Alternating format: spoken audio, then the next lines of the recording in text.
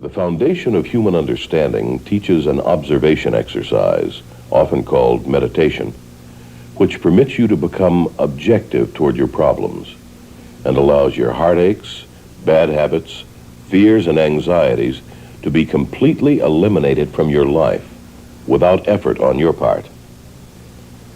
Until you have begun to practice this exercise, much of what you see and hear on the following program may be shocking and upsetting to you. But if you will listen calmly and with an open mind, you may discover the key to the peace of mind and joy for which you've been searching all of your life. And now, from the foundation of human understanding, here is Roy Masters. Welcome once again to the program, How Your Mind Can Keep You Well. And we have a very eager audience this evening. And I must say, Jesus Christ didn't have the problem I've got with these lights and sitting here, rigid, like in a sort of an artificial atmosphere. So it's very difficult to stage something like this, but if we can just forget about the fact that we're videotaping, because that's making you remember it, don't think of a pink elephant.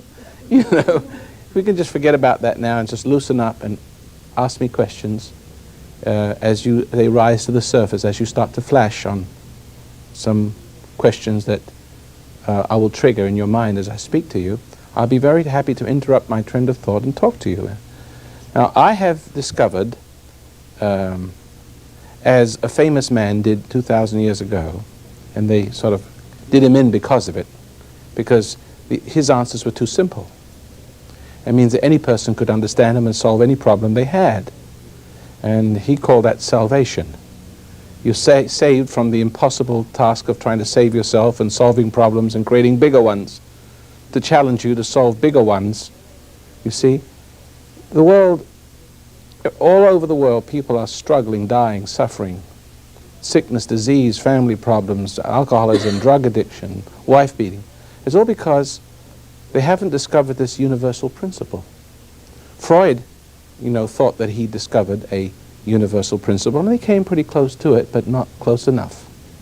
And tonight I'm going to talk about these principles, and I want you, as you listen to me, to measure your problems against them.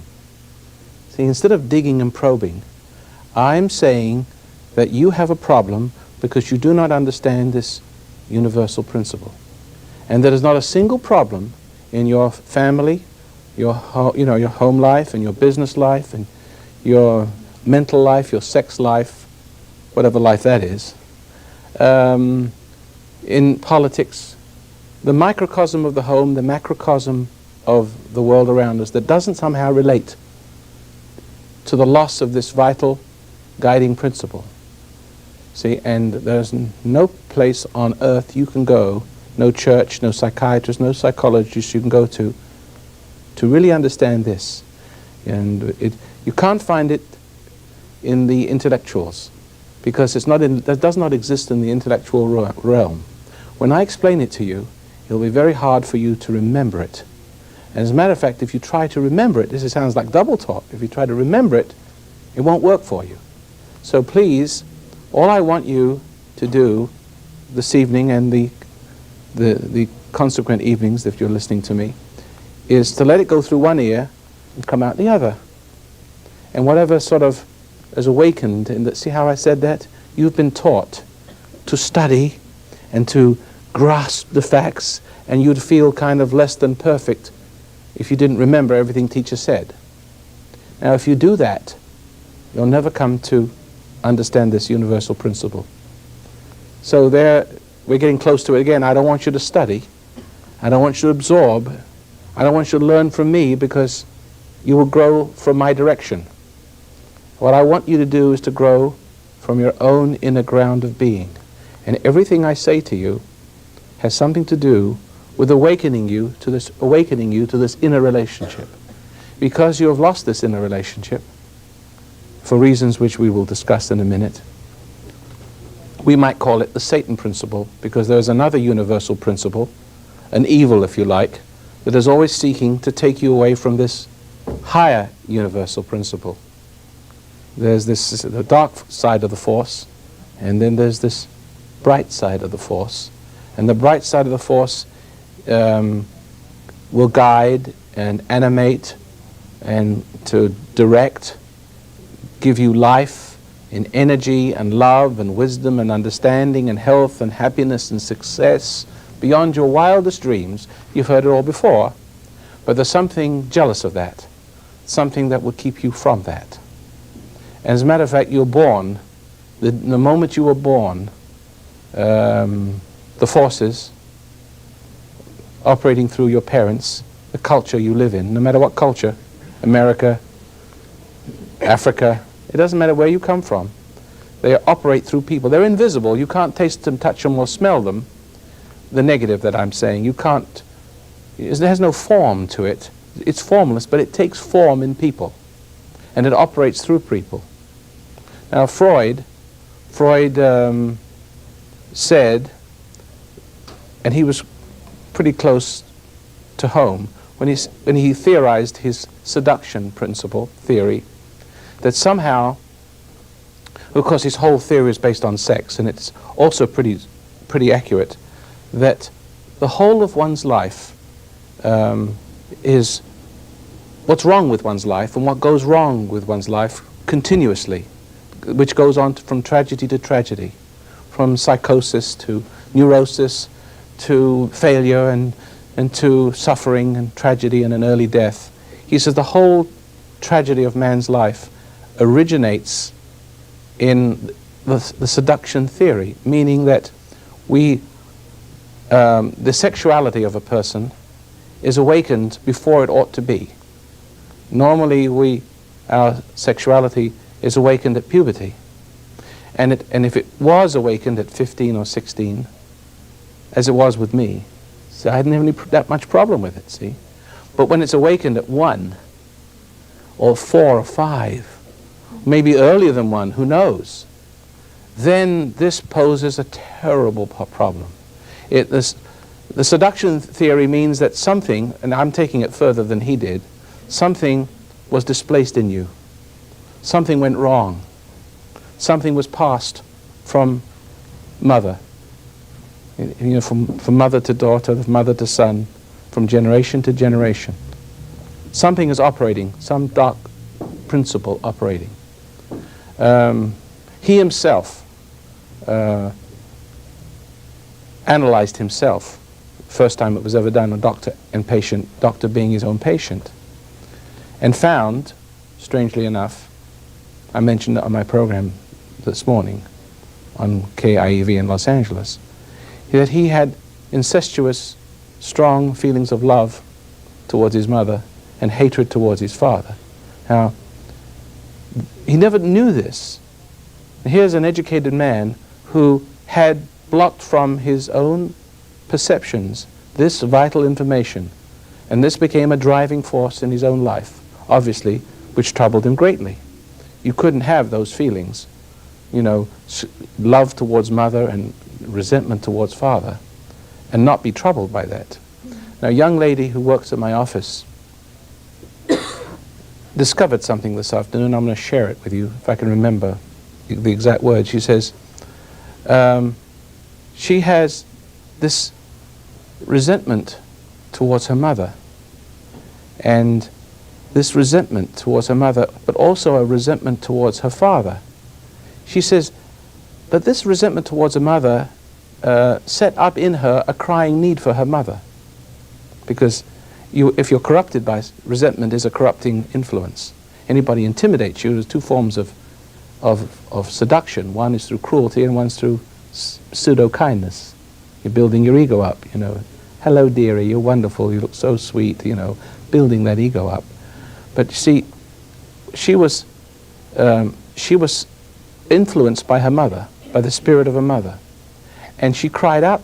She recognized now, after meditating some number of years, that her yearning was toward her mother for love and assurance. But because of this perversion of yearning, which is a perversion, I'm adding my own ideas to it now, which is a perversion of the original principle, and I'm going to come to that in a minute. Because of this perversion of yearning, which is toward mother, she felt anxiety. She could never explain what this anxiety was about, but she always had this terrible anxiety. She had this sort of love-hate towards her mother, but yet the need for reassurance and love was always toward the mother, but that love, that need, always created anxiety and conflict in her. And it was a vague conflict. She couldn't quite understand it. All she could feel was conflict. She couldn't understand how it originated and what it was all about. Then suddenly she realized that this yearning that she had for her mother should have been towards her father, but he wasn't there to save her from her mother, because fathers tend to be the saving principle. They represent the spirit, parent spirit of God. The woman, on the other hand, like Adam and Eve, on one side of Eve was who? You know who, right? And the other side of Adam was our Creator. And so therefore this tug of war, the war of the worlds, operates in men and women, and it comes down to us today, men having lost this ground of reason, this ability, this power to save children from their mother, themselves from their wives, and their wives from themselves. See, they have become a non-influence, and the seduction principle operates continuously through the woman, Adam and Eve style, follow? Eve style, I should say. And then because of this, the children yearn for what corrupted them. And men go back to their women, the mother and their wives, don't they? To seek that fulfillment. But in her, she discovered that this yearning was towards mother, but she felt anxiety. Damned if she did and damned if she didn't. And but what the revelation was, and the relief was, it should have been for her father, but her father wasn't there. But just in realizing, just in recognizing that it should have been for her father, father representing God, even though he wasn't there for her, it saved her. Because this is the right yearning, the recognition of the wrong yearning. For who understands that point? Are you all clear on that? Do we need to talk about it? Anybody want to ask a question about this particular thing? Or is there any other question from the audience? Because I can go on all night. Okay? Is it a little change of direction, or is it about the same thing? It's kind of the same thing, having to do with resentment and against my mother. And just originally I had become familiar with you through my father, because I was having some problems with my mother, resenting my mother, and thoughts that were morbid. And such as morbid, like you want to tear a throat out? Yeah, and long time ago I've had incestuous thoughts, and whereas I felt guilty about them, and with whom? Mother? Like my mother or my uncle. Isn't that strange? Like that. Yeah, and I didn't know I didn't understand it at all. I said, this is weird, and I kind of alienated myself and my whole family, because I just felt like I was icky. really You felt icky, yeah, right. And they didn't understand, and every time that I'd be washing dishes or something, I'd just start crying all the time, and it was just became like a manic depressive type of thing, and I didn't know what was wrong, and I had to cuddle with my mother one night. I just came down, because every time I'd go to sleep, I'd just start crying, because I couldn't stop thinking bad thoughts or hateful thoughts, and I didn't know where it was coming. So she took me to a psychologist for the first time, and I was so afraid and everything, and I told my mom, I said, this means that I'm crazy. She says, no, you're not, like that, just go and talk. So what happened was Well, you weren't crazy, but you should have had your head examined. Yeah, because, and I talked and everything about my thoughts to the psychologist, and she made me feel comfortable. And that's the danger. That is the danger. Whether a man or woman, see, the trouble is, and this, ladies, you may not like what I'm saying here. This is very, very embarrassing. And you could easily equate me with a raving maniac, a hater of women, perhaps. But I'm not a hater of women. I'm just stating the facts. I'm not saying men are good, and I'm not saying women are bad. We just happen to be talking about this subject. How many people have crazy mothers in this room? Come on, let's say, oh. How many people have non-existent fathers? Just about everybody, right? See, so everybody has this problem where their life revolves around the mother or the female principle. And everybody, unfortunately, because of the violation of their identity, it goes back to that which created them, in this case, recreated. And I've said this before. And that every time you get reinforcement from that person, you become more morbid. What makes you feel, it's manic depressive, meaning each high, each support embrace is a high, but it's a new low. It's the same with everything, with drugs, alcohol, friends. It is a wonder why we haven't discovered this principle. It's the seduction principle. You become embraced. You seek the love you need to reassure what went wrong with you, to make what went wrong with you feel right about itself. And instead of becoming better, you find after the embrace, the sex, the excitement, that you are more negative than you were before. Is that right? Yes, I do find that. Who discovers the same principle? Good. Good, I see. You're following me then. But then you resent it. Then you sense somehow that the lover is the betrayer. Is that correct? The friend is the enemy. And you see their other face, but nobody else sees it. And then it's there at you, and you just... And it tempts you, it mocks you. Stand still and look at it, because you have to do something. You have to, like, react or, like, you know... You don't have to react, but I know you have. Yeah. And so that what you have is two seductions. One, which is the crying out for the support. And when you discover what the support has done to you, it's betrayed you, made you worse and not better, you see the face behind the friend. It's the enemy, isn't it? You know, you wake up the morning after the night before when you get married, same principle, right? And the mask falls away, and there's what you're really married to. Right? My mother, all of our lives... Politicians are just like that, by the way. She's always... One reason why I'm tempted to resent her is because she's the type of woman that always cries how nobody appreciates her and how I love you, why are you hurting me, and...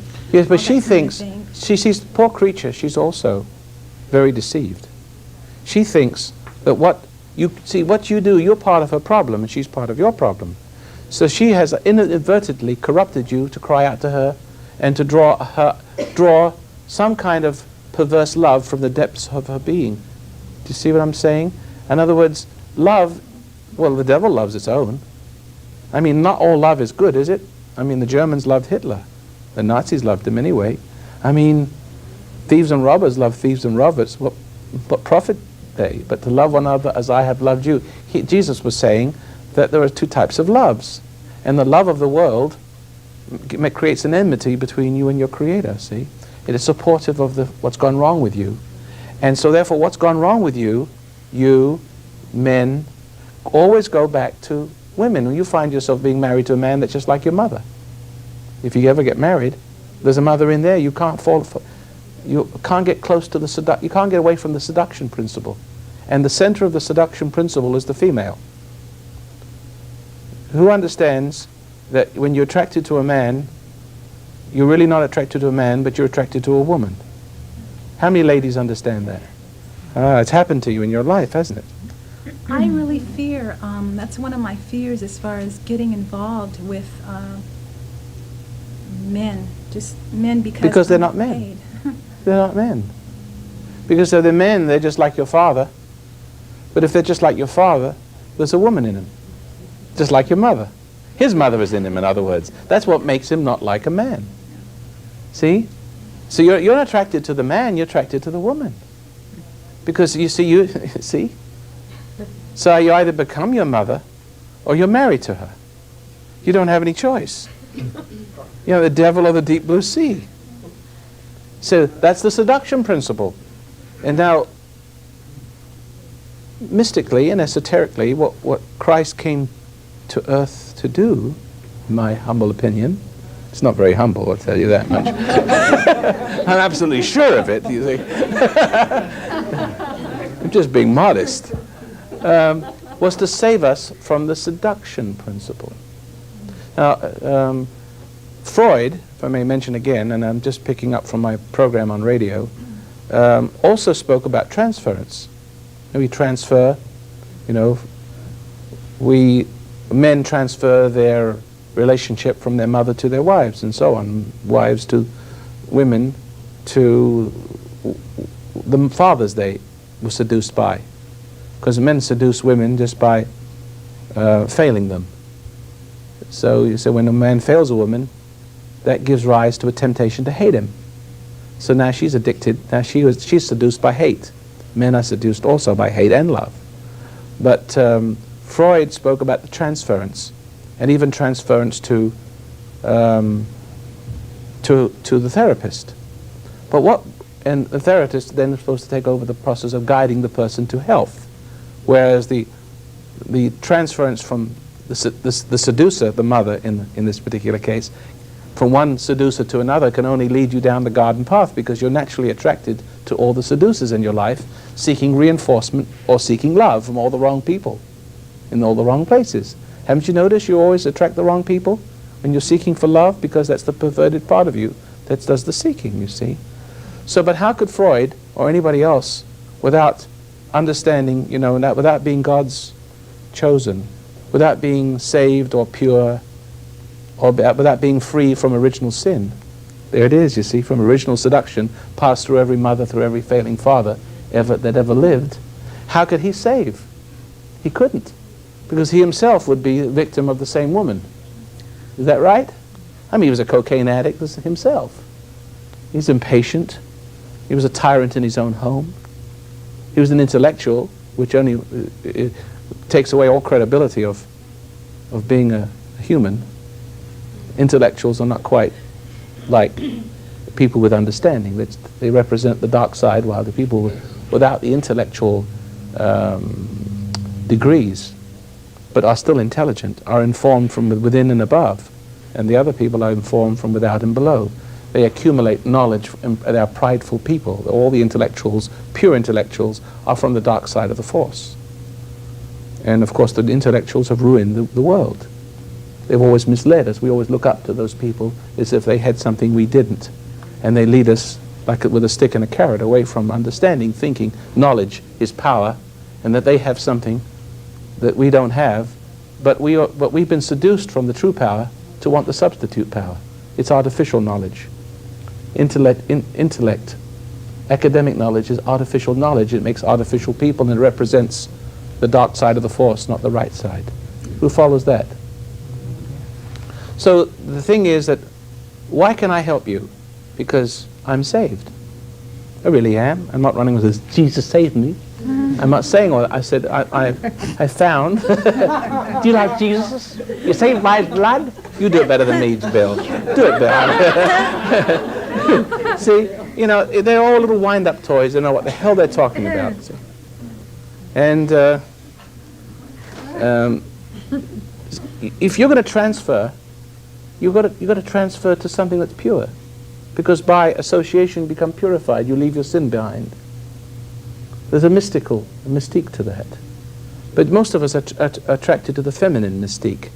The whole of our lives revolve around the female, glorifying the love that comes from her, and that's the seduction principle. And the only people who do that are the brain children, the generations of vipers, who worship the god of the woman. And because they are, the brainchild, the offspring of the seduction principle. The cannibals always elect cannibal kings, don't they? See? All they know how to be is cannibal. All we know how to be is ego. And the ego cries out in pain, cannot stand the internal light. It runs away to the very spirit that created it or recreated it through seduction. But like the drug addict goes to the drug pusher for reassurance. So do men return to women. That's the beginning of all addictions. Women are the mother of addiction. Now, that sounds very cruel, and it's not a blanket indictment of all the ladies, but ladies, you know what you're like, don't you? You have to soften this just a little bit, right? See, every problem in the world, here comes that universal principle. Every problem is the Adam and Eve syndrome. Freud was pretty close to right on. That something is awakened in some sensual being rather than a sensitive being or sensible being. There's a sensible being with sensibilities. with responsibility to what is right. Responsibility, that gives a connotation to being able to do what's right and not be tempted and affected by stresses and pressures. Then there's this other creature that's awakened too early. So that's all you've ever known how to be. I survived that. That's why I got through to tell you about it. And it's been hard enough to dig it out of everybody because I had never been a victim of it. So to me, I'd hardly understand what you guys are going through, but except I've never been part of it. So when you tell me your woes, I can run it by what I know in my heart. Oh, I can see what you're doing wrong because I'm doing right. See? See? So now do you see what's wrong with you folks? Is you resent your mother? And you've resented your father? And your resentment towards your mother became a violation by your mother. And she entered you and took up and turned you against your father. And the father is the saving principle. But so is the mother. She keeps saving you from the father principle for herself. You dig? And that's your problem. All right? So we're going to have some questions again in a few minutes. You're going to sit there, right? Appreciate you coming out and coming at me if you have a disagreement, and or questions, or comments. And ladies and gentlemen, I don't have a copy of the Satan Principle. Excuse me, that's one of my books. But the Adam and Eve Syndrome, I don't have one in front of me. I should have had one of those since I didn't expect to be talking about this evening. But you can write to the Foundation for many of my books. I've written 9 altogether, and a new one's coming out called Eat No Evil. It's all about how to lose weight. I better go read it myself first. Anyway, we're still losing quite a lot of money, but we're getting a third back from the money we put out, but we're being drained pretty quick. So please support the program and buy materials and keep tuned in and join us on our next program tomorrow.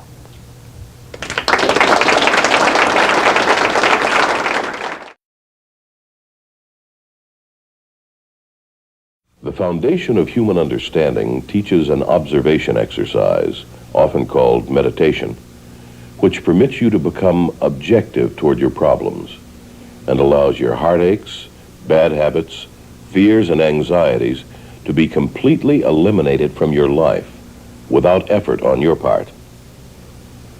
Until you have begun to practice this exercise, much of what you see and hear on the following program may be shocking and upsetting to you.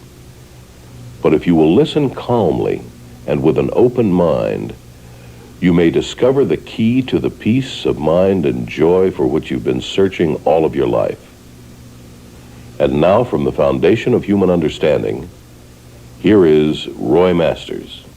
Hello, welcome once again to How to Control Your Emotions, and we're continuing on from our last segment, discussing Freud's concept of the seduction principle. And I wouldn't even bother talking about Freud, but there's so many intellectual eggheads out there that if I came up with the cockamamie ideas that I come up with sometimes, the way, how women affect men and how men are ruined by the love or lust for women, and then how that the love of women or the love from women is the ruination of the whole world, you would think this guy's a nut, but Freud said it. Freud said it a long time ago. So I agree with him in this. To this degree, he didn't go far enough, and we're going to go the rest of the way. You're going to get the rest of the story tonight. So using that as a lead-in, I have a delightful lady that wants to sort of have at me. Yeah, thank you, Roy. I have 2 problems, 2 men at where I work. I'm having problems with each of them. And in a way, I feel that I'm getting a chance to do as an adult what I failed to do in my family as a child with these 2 men. And aren't you married or something? Hmm? Aren't you married? No, as a child, though, where I was resentful. One man, I feel molested by him.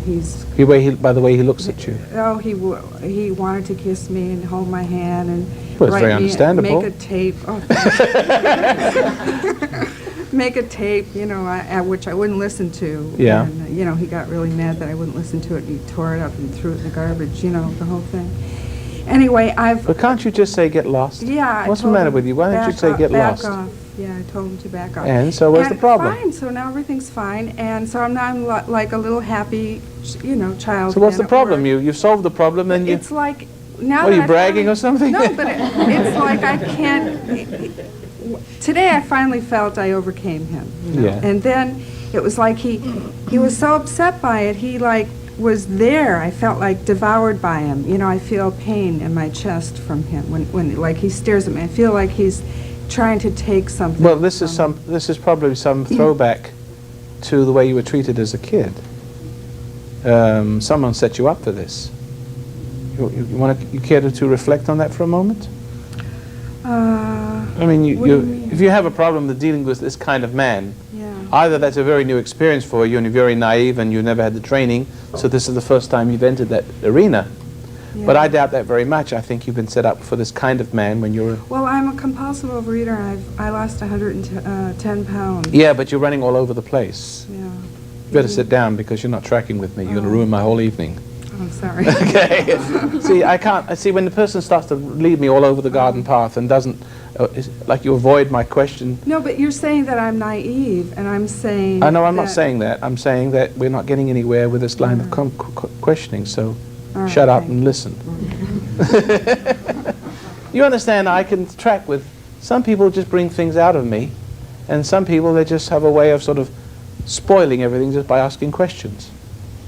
Somehow they're not. That doesn't make the questions are not really meaningful, and I could sense that. So, haven't you ever felt that when you talk to someone, you're just talking to a wall, and your own words come back to you? That's what I feel when I was talking to that lady just now. I feel like I'm stupid, because I know I'm not. That saved me. Hello, yes. What about, like we were talking about the incestuous feelings to mother? I have that going on with my father. And consequently, I also have that going on in my immediate reality with older men that are coming at me. I mean, you were talking about the principle behind the seduction and that. Could you, talk about that at all? I mean, I don't even know if this is a question, but I yeah. have those feelings towards my father, and I have for years. I mean, for years. Well, did you want love from him? Yes. Did he molest you when you? No, he used to be the guy that's on TV. But did he look at used you? He didn't, no, he didn't molest But me. did he? But he would make an effort, like when I was 13, 14, Was he too was he totally emotional? detached, insensitive. Insensitive. Totally insensitive. So therefore you resented that. Yes, So that makes you feel rejected. yes, That tempted you to hate him yes. and then to want him. Yeah. See, to understand the simple principle, let's keep it simple, that when you resented your father, see, you have a potential of sensibility or spirituality about you. Human beings have, animals only have one course to follow. They're born an animal, they die an animal, right? Human beings have two potentials. They can be spiritual or animal. And the animal has something to do with the failingness of the person. And when you're animal, when you fall from spiritual, the animal is awakened. Because when you are tempted, in your case you hated your father, something in your father which wasn't love. When nature abhors the vacuum, they say. So if there isn't love in there, if there is goodness in there, there's evil in there. You know that you can hate your father for failing you, for not being there for you. Isn't that what most women hate men for? Mm-hmm. So something is in a man that tempts a woman to hate him. But it's usually the spirit of a woman. Because if God isn't there, his mother is. It's mother that's mocking you. It's mother that you hate. So it took away your father from being there for you. So coming back to the point, that any fall, any temptation which causes you to respond to that temptation, in your case it's resentment.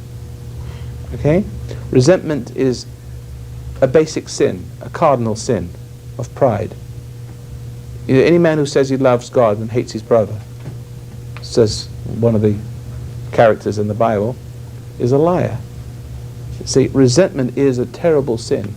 And forgiveness, which is the opposite, is the redemption from that sin. See? Restores you to God and full sensibility and eternal life. But the minute you resented your father, What was in your father tempted you away from the eternal quality, from ever being sensible, and it made you sensual. The sexual nature awakened in you. And that sensual nature, not only the sensual nature, but the lust for the father's acceptance, which is spiritual. So the sensual nature and the mental, spiritual desire for your father's acceptance were together. It's the same with the man with the woman. Men, when they are tempted by a woman to fall, the only way I can describe it is to bring you back to the imagined scene of Paradise Lost, before it was lost. And man, pure, naked, not self-conscious, not sensual, but sensible, obedient to the spirit that created him, eternal, undying, imperishable. Can you imagine that scene? Then comes the tease. Here, eat of the forbidden trauma. We're talking about, you know, people, what they want to do, they want to tempt you to do wrong things to get control over you. Who understands that? Ah, you see? They tempt you to do wrong because they know that if you reach something in, you know, and respond to the temptation, that you come from under the command of your Creator, and you come under their command forever. If you could be tempted for a penny, how much more could you be tempted for 1,000,000 pennies? See what I'm saying? It now becomes a compulsion to steal. So when you have, you really had. See? So when Adam reached to have, he got had, right? But at the same time, the imperishability of the soul was altered. He fell from eternal life, non-reproducing being. See, because if you have this potential for eternal life, you are self-renewing. Scientists today can't understand why we die. What's this time clock? You know, and some people die quicker than others because they get tempted more. They're stressed more. They react to stress and die sooner, more diseases. They burn up quicker. You call it being burned out. See what I mean? It's all because you don't know how to deal with the seduction principle. See? The woman is the seducer and the man is the seduced. They're both wrong. But when man fell from its grace, here I'm going to say it very succinctly, he fell from the perpetuation of regeneration, renewing from within, eternally. Non-sexual. Sensible but not sexual. He knew nothing of sex. And this awakened, sensuality is awakened in him because when you die, you become a reproducing people. You fall to the instinct of the animal because when you die, you have to leave a new body behind. That is your number one goal. But at the same time, man intermingled with this desire to replicate himself, reproduce himself, was the desire to be validated. The ego that is awakened, the pride, needed to be validated. So that with every sensuous desire, there's an ego need for validation. So men feel embarrassed about their sexual state, but when they reach towards the woman, they always find a woman, the kind of woman I call a non-conflicting person without conflict, an unconflicted persons. Haven't you noticed the kind of people that excite you the most on the stage are the most bizarre? The people who show who walk around naked and they don't feel guilty about anything they do wrong, and they seem to have a certain fascination that you have for them. Because if a person can be sinful and not feel guilty about it, then your own sinfulness, the shame that you feel about your sin, if you merge yourself with that person, then perhaps with merging with what the sense of innocence they see, the carefree sense of innocence they have about them, maybe that will release you from the guilt that you feel. Who understands what I'm saying about it?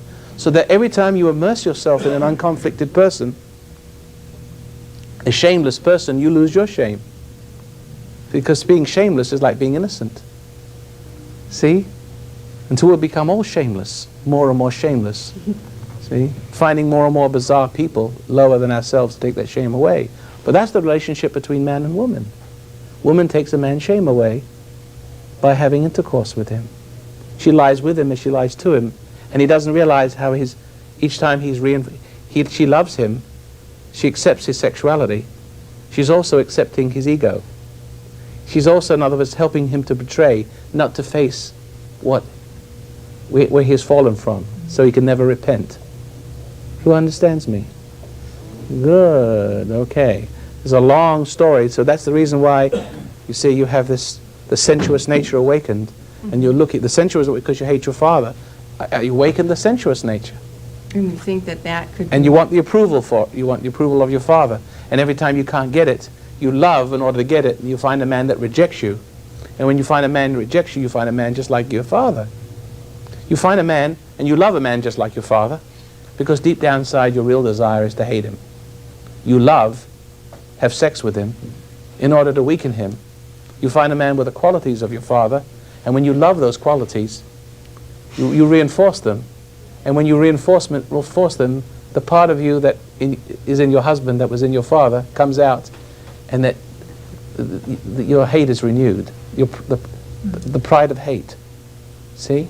So men look for women just like their mothers, who are in the embodiment of the seduction principle. But they hated their fathers too, and are replicating in their husbands what they did in their... You understand this? What I'm trying to say is that women love to hate. They love in order to weaken, because they need to feed the judgment, the pride of judgment, to awaken the sense of control and power over this weak, sniveling so-and-so that was also their father, which is now their husband. They've got to continue the legacy. They are the embodiment of the seduction principles, and men fall for that all the time. And they keep bringing it out because they had a mother like that. The mother set them up to come back to you, to mother them. See what I'm saying? They fell at birth through the presence of their mother and the failing of their father. And therefore they've been violated. And this violated nature comes back to you. You know, it's weak for you. But this person who's weak for you is just like your father. And you're just like your mother. See? And then the seduction principle is drawn out of you, pulled out of you by their need. So he loves, and you love, you reward his need for you, and you sustain it, you fulfill that need, but then he becomes worse. And he fulfills your need, which is to hate. See? It's a very subtle seduction principle that's hard to follow. You have to read the Satan principle, the Adam and Eve syndrome, to get the point. But did you get... They get worse, but the thing is, they get worse, they start being like a mother. The female part of them is what it becomes, as time goes on. I'm just seeing this. Well, because what you're doing is every time you nurture... They get more feminine. The more you make him feel like a man, the less feminine, of a man he becomes. Yes, absolutely. It's the woman in him that's crying out to the woman in you. Mm-hmm. See? That's so that when you rise to the occasion of this, he loses himself, the half man, half woman, this part of him that's embarrassed about what he is and doesn't understand the nature of his anxiety, his conflict, resolves the conflict by going back to the very thing that created it. Yeah, it reinforces. See? And therefore he becomes more woman, and therefore after sex and love, he feels more anxiety and guilt. And so does the woman for being part of the problem. Follow that? And you become more masculine. Yeah. See? And there's another screwy thing that happens too. That is that when men are men, and they know what love is, and they don't cry out for the seduction principle to sustain them in their egos. Following here, I'm saying it.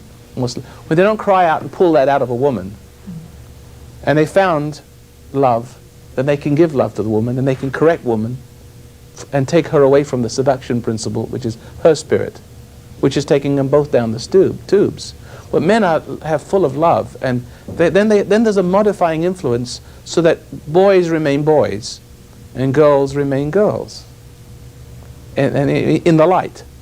And each can perform their function as a boy and as a girl.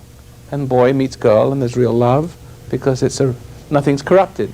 But when women are in charge of dishing out identities, she makes the girls masculine, she makes the boys feminine. Who understands what I'm talking about? Because it's perverse. It's the reverse. The seduction principle is absolutely backwards, like Satan, is backwards. evil is lived backwards, or lived, devil lived backwards. See, we all live backwards. Human beings can live backwards because we have a spirit. Animals are amoral. There's no spirit, no corruption, no temptation. You can kill it and you can eat it, but there's no spirit you can mess with. But within a man and a woman there's spirit, a consciousness or a soul, and the man has his spirit and the woman has her spirit, and the woman's spirit dominates the scene as children come into the world, because there are no men, because men have fallen away from him who created us ever since Adam. And this is the problem of the world. And all of the madness, all of the insanity comes through this window of the female. And it is not the female's fault, you understand. And I know there's women sitting in the audience out in the television land, absolutely cringing, see? But I'm not after the women, see? But they have an allegiance to their own, to that private god, Satan. It's Satan in them that's cringing. This man hates women. I don't hate women. I'm just simply stating facts. I mean, the facts are presented to you today, this evening, are simply what original sin is all about. And if you don't understand what it is that's got you, then you can't possibly be saved from it. If everything, all we need between men and women is more love for one another, as the churches promote, and the psychologists promote, go out and get laid. Pardon the expression. That's what they say. I mean, I can say that on radio. They say it all the time. You can bleep it out if you want to. But more of that is more love. See, and a lot of people a lot of men like that, because they're stupid enough to see, well, they're not, you have to have more of that to realize that's not what it's not doing it for you. And of course, women may have to serve that potion to men before they begin to feel the conflict of it, see, and the degeneration that accompanies it in both cases. But the trouble is that society right now is caught up into this promiscuity thing and the encouragement of this very relationship that is going to destroy this whole country. But there are certain kinds of women who are real witches, and they are terrified by a man like me exposing the little game that they're playing, because if you expose the game, then who's going to play it? Right? If you're just about to go in business with someone and you find out that he's a criminal and a crook before you go into business, when you thought he was a great guy, you had some rosy future imagined for you, you see? But if you find out just before you go into business, you're not going to go into business with him. So now, if men can understand what they're getting into when they're falling in love, because they really are falling out of love with them, when they fall in love, they're falling out of agape love into sensuous love, and this is the reason why they have conflict with God in their souls. And if women could understand not to allow themselves to be pulled, not to allow men to pull this dark something out of them, ladies, you know what I'm talking about. Men, they pull something out of you that makes you feel like a whore, right? Dirty and unclean afterwards. But they seem to lap it up like a dog, see? See? And they can't see it. They keep demanding more. They never get enough of that wonderful stuff. And you sort of have to be abused for the sake of it. And men think of that as love. And women don't dare let on, because the only relationship they have is the one that men also they want to know. See? And if you are, if you're pure and sincere and honest, and not supportive of that male pride, and don't help betray the good in them, that's exactly what they're requiring you to do. Help me betray my conscience. Help me feel good because my conscience makes me feel bad, right? So they're turning you into a betrayer as well by their very demand. They're teaching you by their need for you, the reassurance by the seduction principle that's alive and well in you. They're teaching you to get closer to the evil that's in your soul. They're drawing it up through you. Ladies and gentlemen, who can argue with that? Except the witch that doesn't want anyone to know. But the society will be destroyed by the seduction principle, as explained by Freud, which he didn't completely understand. But he smelled a rat, and he was right, because the rat's the man.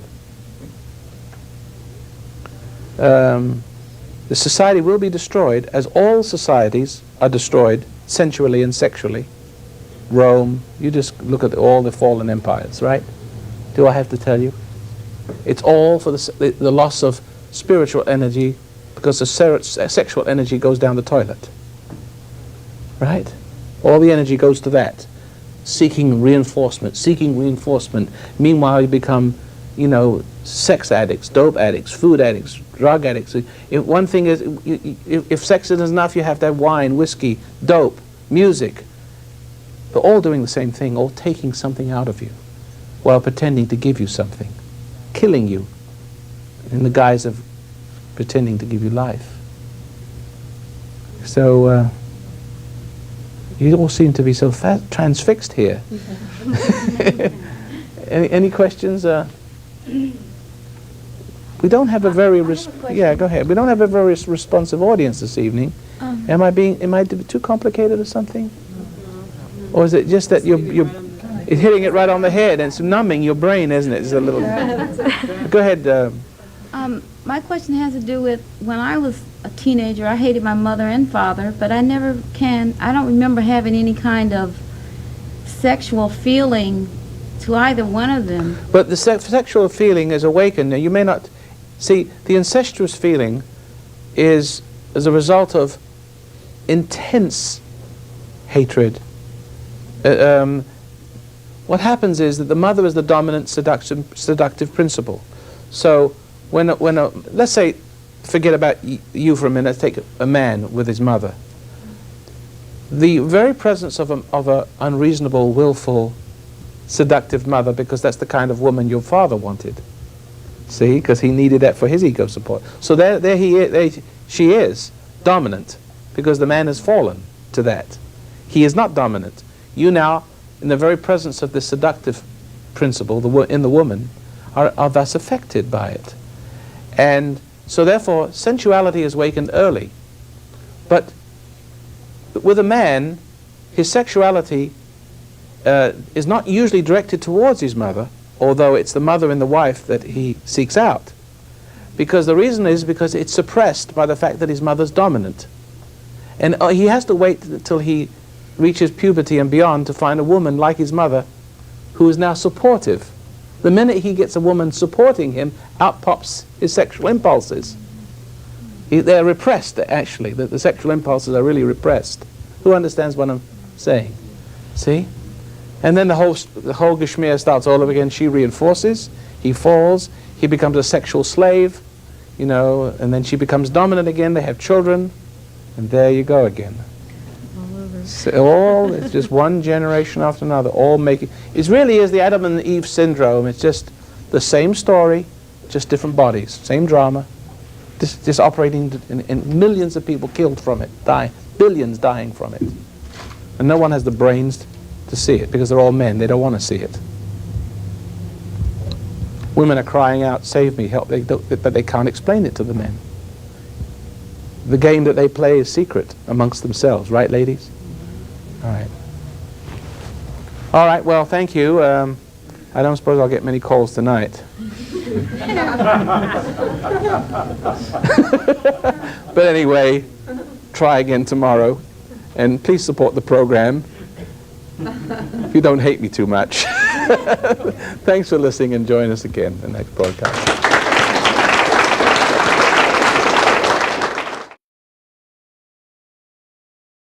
The foundation of human understanding teaches an observation exercise, often called meditation, which permits you to become objective toward your problems and allows your heartaches, bad habits, fears, and anxieties to be completely eliminated from your life without effort on your part.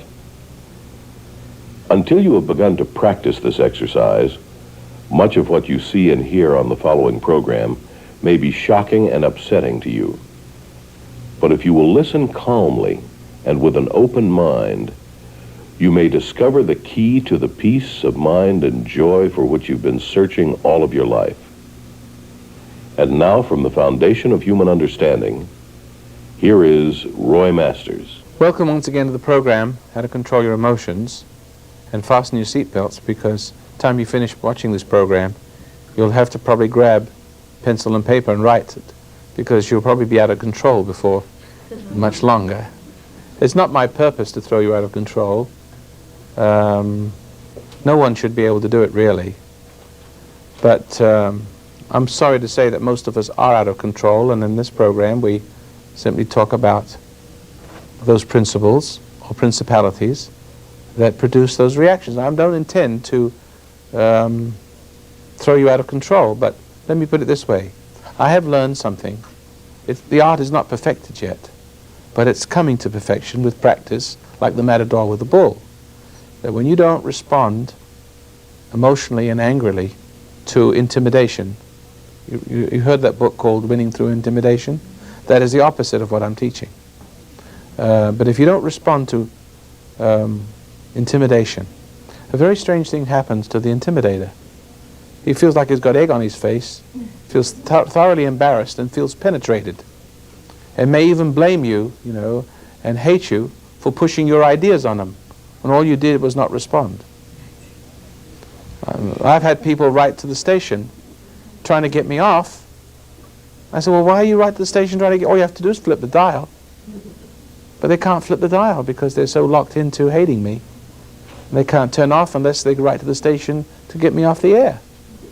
See, because every time they come to the station, every night, 6:30 in the evening is when they remember not to listen to Roy Masters. See?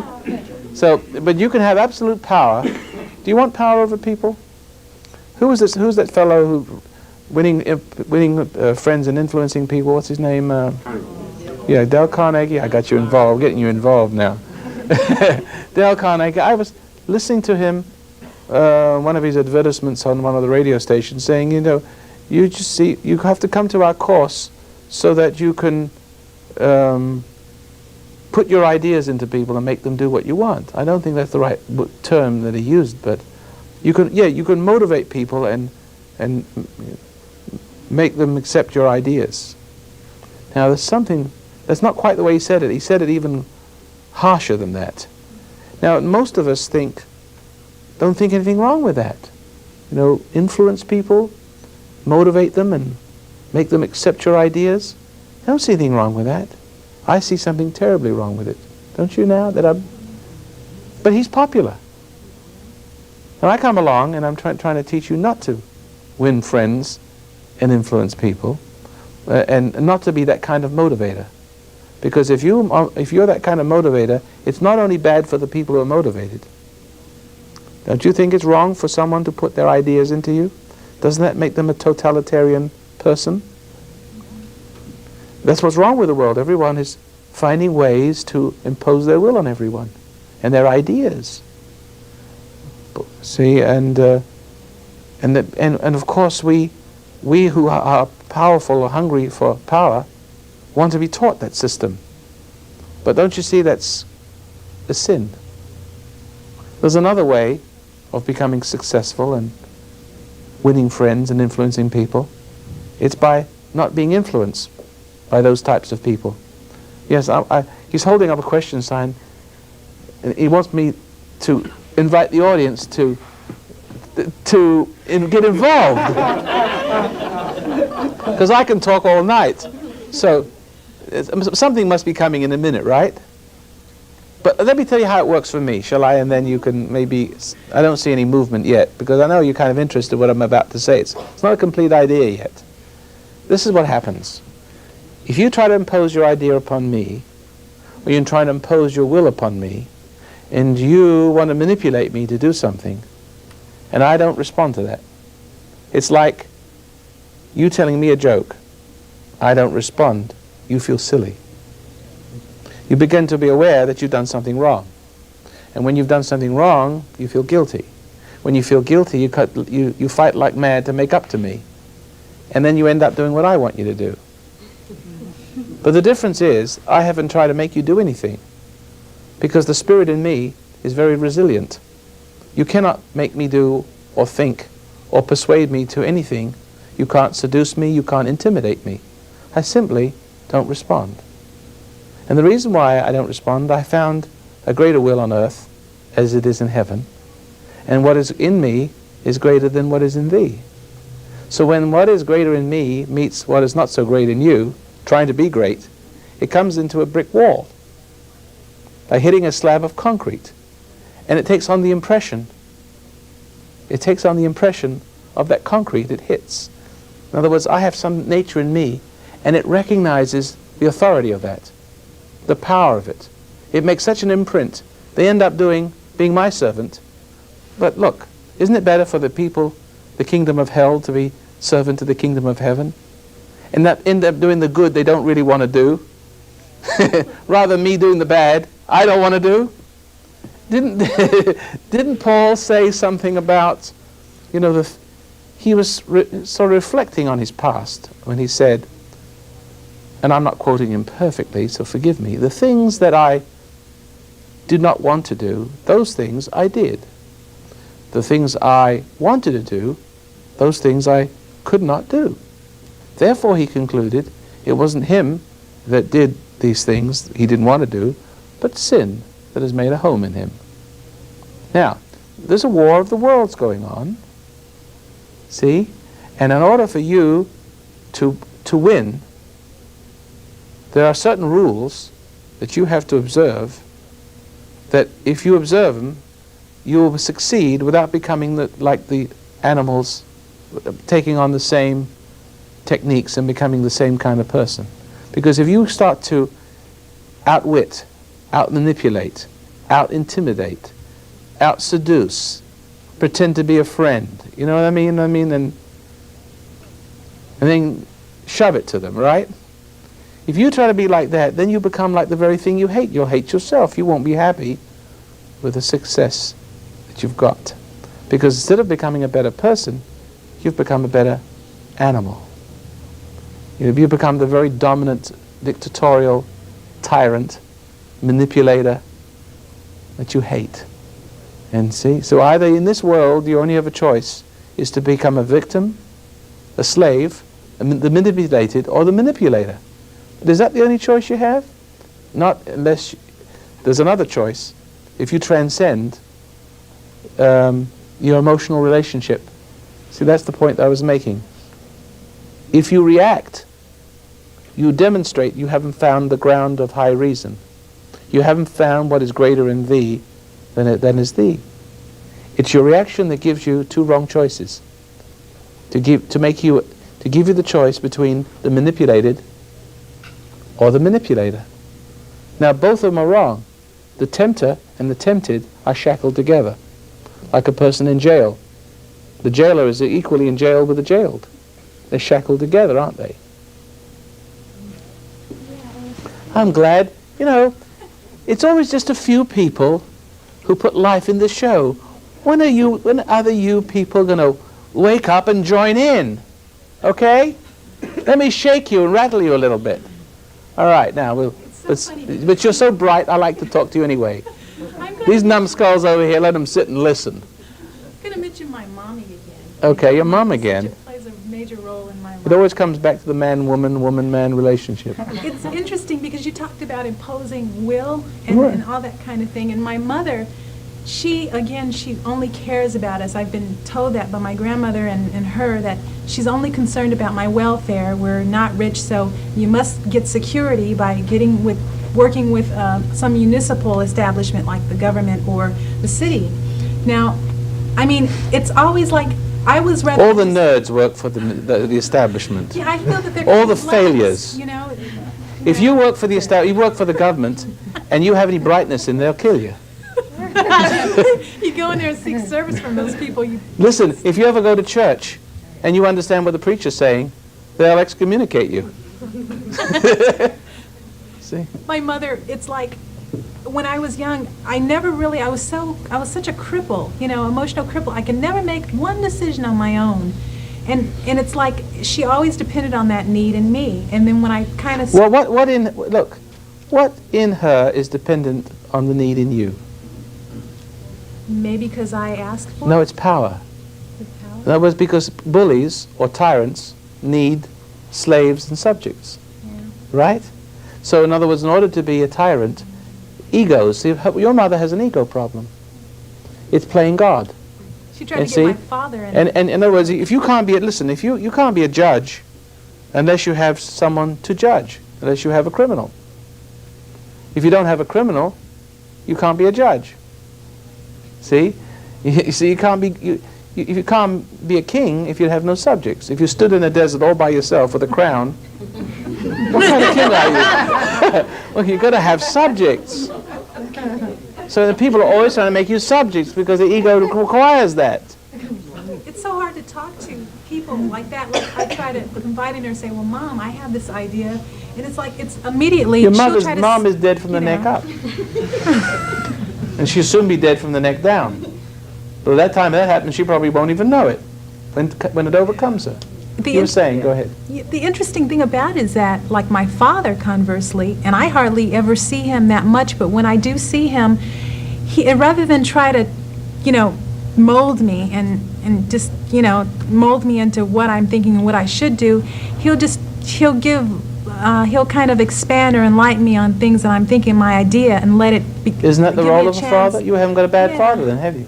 And it's funny because my But why mother does it- resents you- the you- fact that, my father, you get along with him better than I do. And I said, She's Mom, jealous. I want to love you too, but it's like, Daddy, we talk and he allows me Does to talk. anybody understand and what I she's respect talking him about? a lot.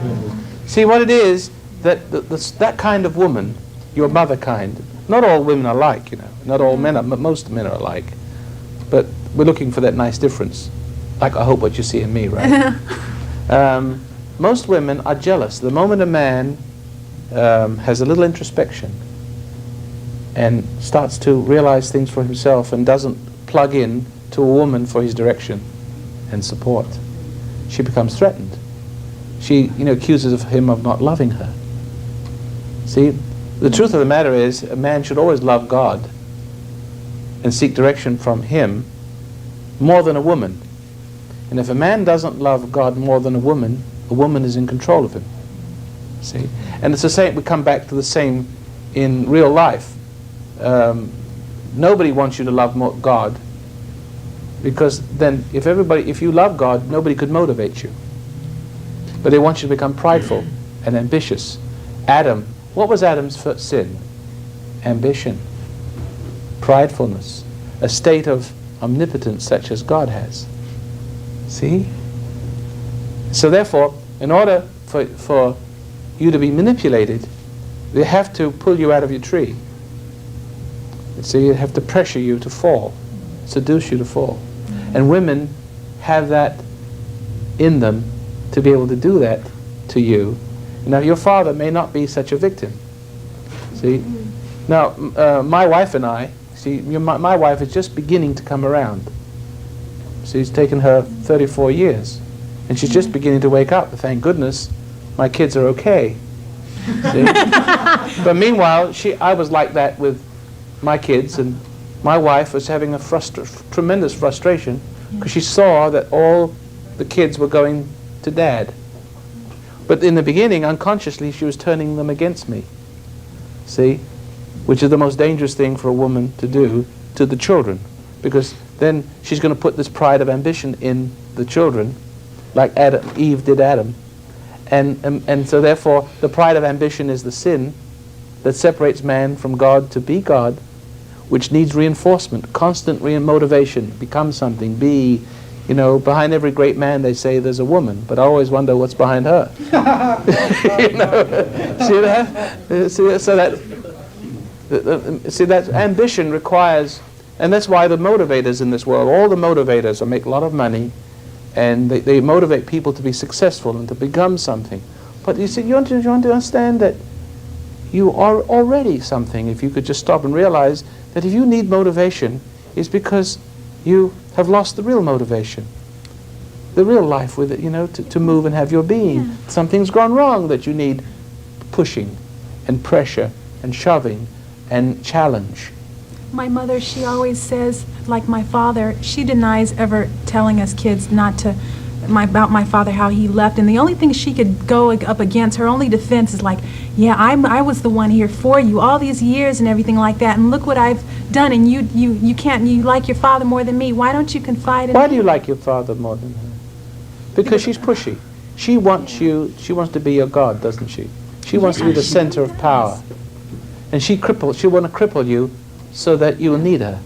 And Yeah, you'll she cry out loves for it. She direction and lives for motivation so she could put her will inside you. Is And that if she right? doesn't have that, she's like lost. Who has a mother like that? Hands up. Everybody, 1, 2, 3. You mean you don't have a mother like that?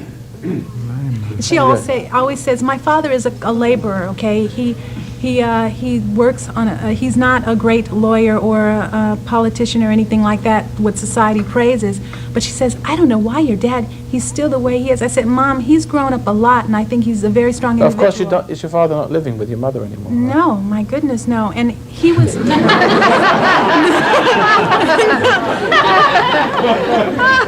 She plays these little child. She acts so childish whenever he comes She won't give around. up, will she? No, and he knows that, and it's like, that's why he's away from her. You know why you're okay? Why? Because you love that quality in your father. It's the father principle. See, it's, look, ladies, forgive me again. I want to give you a kick in the butt. I mean, I don't mean to hurt you, but you need to hear this. It's the father principle that saves, not the mother principle. And if you ever want to save your children, let's say you're a woman without a husband, so there's no father principle in the home. There's just the woman principle. Well, that's the seduction principle, isn't it? You know that if you look at the statistics, and I don't have the statistics exactly, but you can get them and you'll be horrified, that nearly all the crime and all the poverty and all the welfare and all the problems in society come from women-dominated homes. You know, single, they call them single parents, meaning the woman in charge. Devastation. And they just begin to realize, why is that?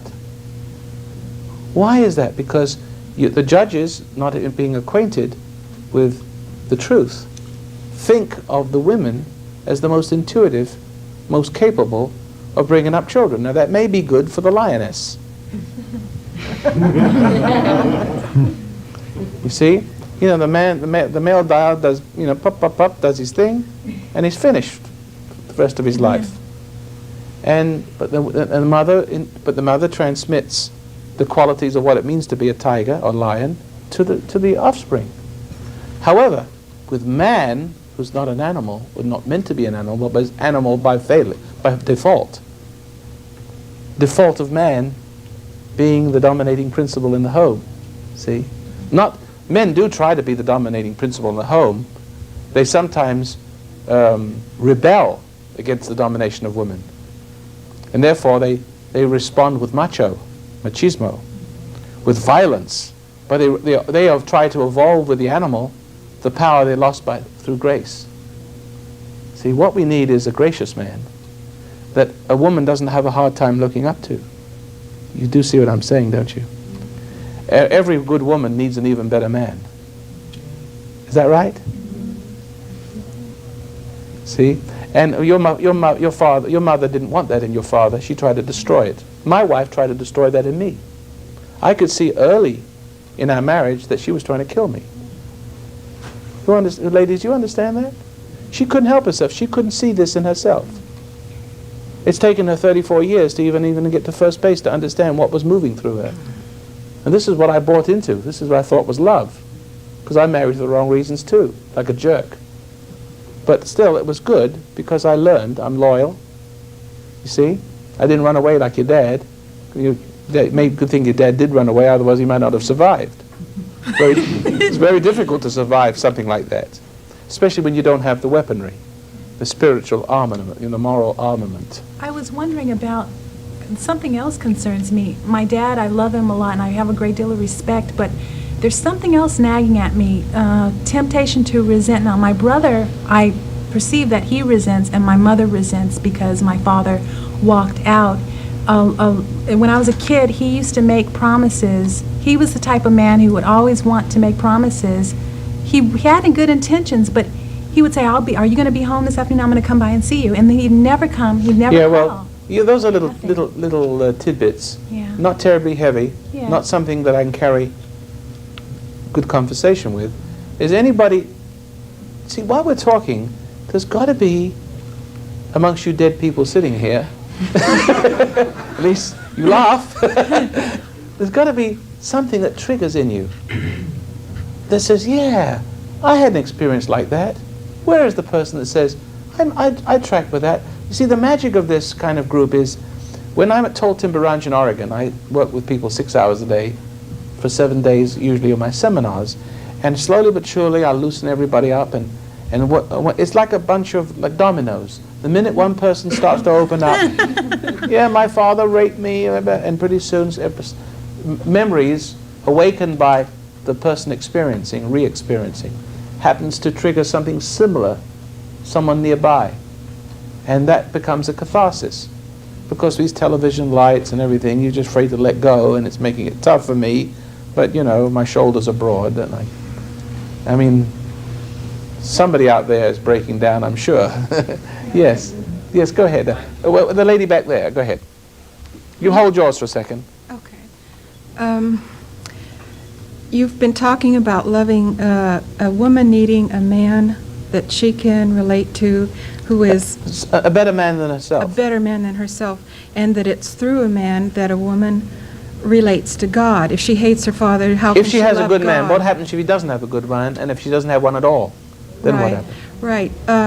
Well, when you were talking about loving God earlier, though, too, I was thinking, how can I, when I am so removed in my own nature from God-likeness, I don't know God, how Do you can have I children? love God? Do you have No. good?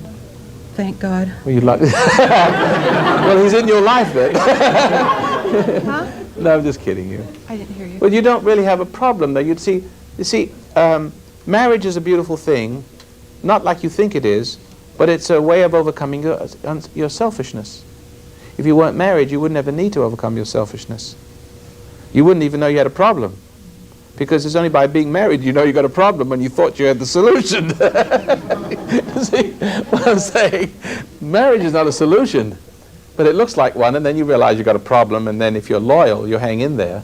But what is it to love God? To love God, well, do you see all of the little insecurities and little attachments you have to life? Tremendous, yes. Could you just mention one or two things that bother you, perhaps? Well, this brings What are up your another attachments, thing your that's addictions, like food? Mhm. What else? The approval or disapproval of somebody whom I think is Material important to me. things. Do you have any hang-ups? Food. Just mostly food, eh? Yeah. But do you see that you're insecure and how you grasp onto material things to draw, as if to draw from them something that is fulfilling, Right. and yet it isn't? Right. Well, when you've lived long enough, because, you know, the Bible says, and I agree with everything the Bible says, because I really understand it, is that first man is first of nature, then of spirit. So therefore, it is natural to be child, angry, and to collect things, and to be greedy and selfish, and to draw your nature from the things around you, and from sniveling rivalry, you know, that sort of thing. You evolve the animal side of you at first, to some degree, guarded, I hope, by a loving parent. Make sure you don't go, you know, too crazy and go overboard, you know, presided over by a watchful eye of a parent, okay? But man is first of nature, then a spirit, and then there's a certain period of time, some of us take longer than others to get this message, but there's a certain point in life where you do think that riches and girlfriends and possessions and a new car and, you know, getting good feelings from smoking a joint, whatever it is, all those different things that you do that you seem like is essential to your life. If you didn't have it, you'd die. And what's life all about? What is there to live for, you say, in this state? But there's a certain point in life where you begin to realize there's something wrong. And it's the relationship with the wrong that causes the conflict with what's right in you. Because that's when you reach the threshold of that development. When you reach the threshold of that development, developing that way, then you start to come in conflict with the spirit that created you to know Him. So at that point, the more you want, the more dissatisfied you get with sex and music. And you start with conflict with the things you own. And then you try not owning them, but then that doesn't do it either. You try giving it away, throwing it away. See, you vacillate between, and then you realize then that the material, that the movement, your movement of your soul toward the world is the movement in the wrong direction. Now at that point you become spiritual, start to search for something you know not what. Seek and you shall find. It's really yearn. Seeking is the wrong word. It's yearning. The minute you start to recognize that's not it, and you say, well, what is it? The minute you ask that question, that's not it. It's not out there. I know that. You're given to know that. The minute you say, what is it? What am I here for? The minute you do that, you'll know God. And so that has a timely ending here, so we've got a couple more programs for this week, don't we? So if you'll tune in and support our broadcast, I've got some excellent material, like, for example, a book, How to Survive Your Parents, a book every parent should read because you used to be a child. You're a victim. You're just about to create a victim. And other books, too. And there's a package, a meditative package that you can use to learn to control your emotions. Because, unless you learn the secret of controlling yourself, you really can't follow what I'm teaching. Thanks for listening, and support us, please, otherwise we're going to go off the air. Thanks.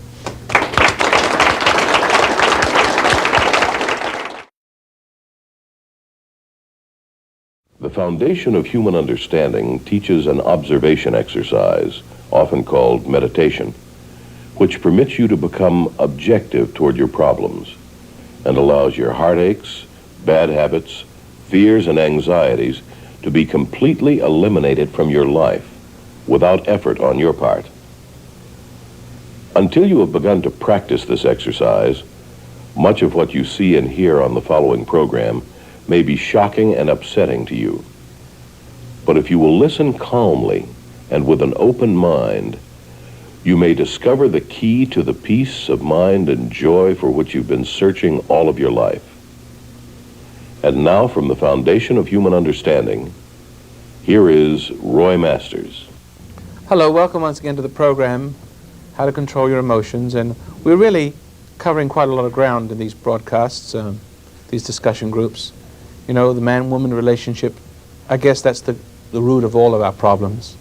You know, the manipulating mother, the weak father, the father that rebels and tries to dominate and take back by force what he lost from grace, see? And we're talking about principles of motivation and success. We've covered a lot of ground. Is there any questions? I mean, I seem to be holding the program mostly by myself. And okay, and we still have that lady, and then we have another lady at the front here. Are you not finished with your ideas yet then? No, I'm not finished. I had something else I wanted to mention earlier, but it ties in with what we were just talking about. I've been meditating for a few months, and I found in the last several weeks it's all the temptations, everything that was a problem to me before has just gotten magnified. In other words, I don't know how to relate to that. In other words, you're getting worse instead of better.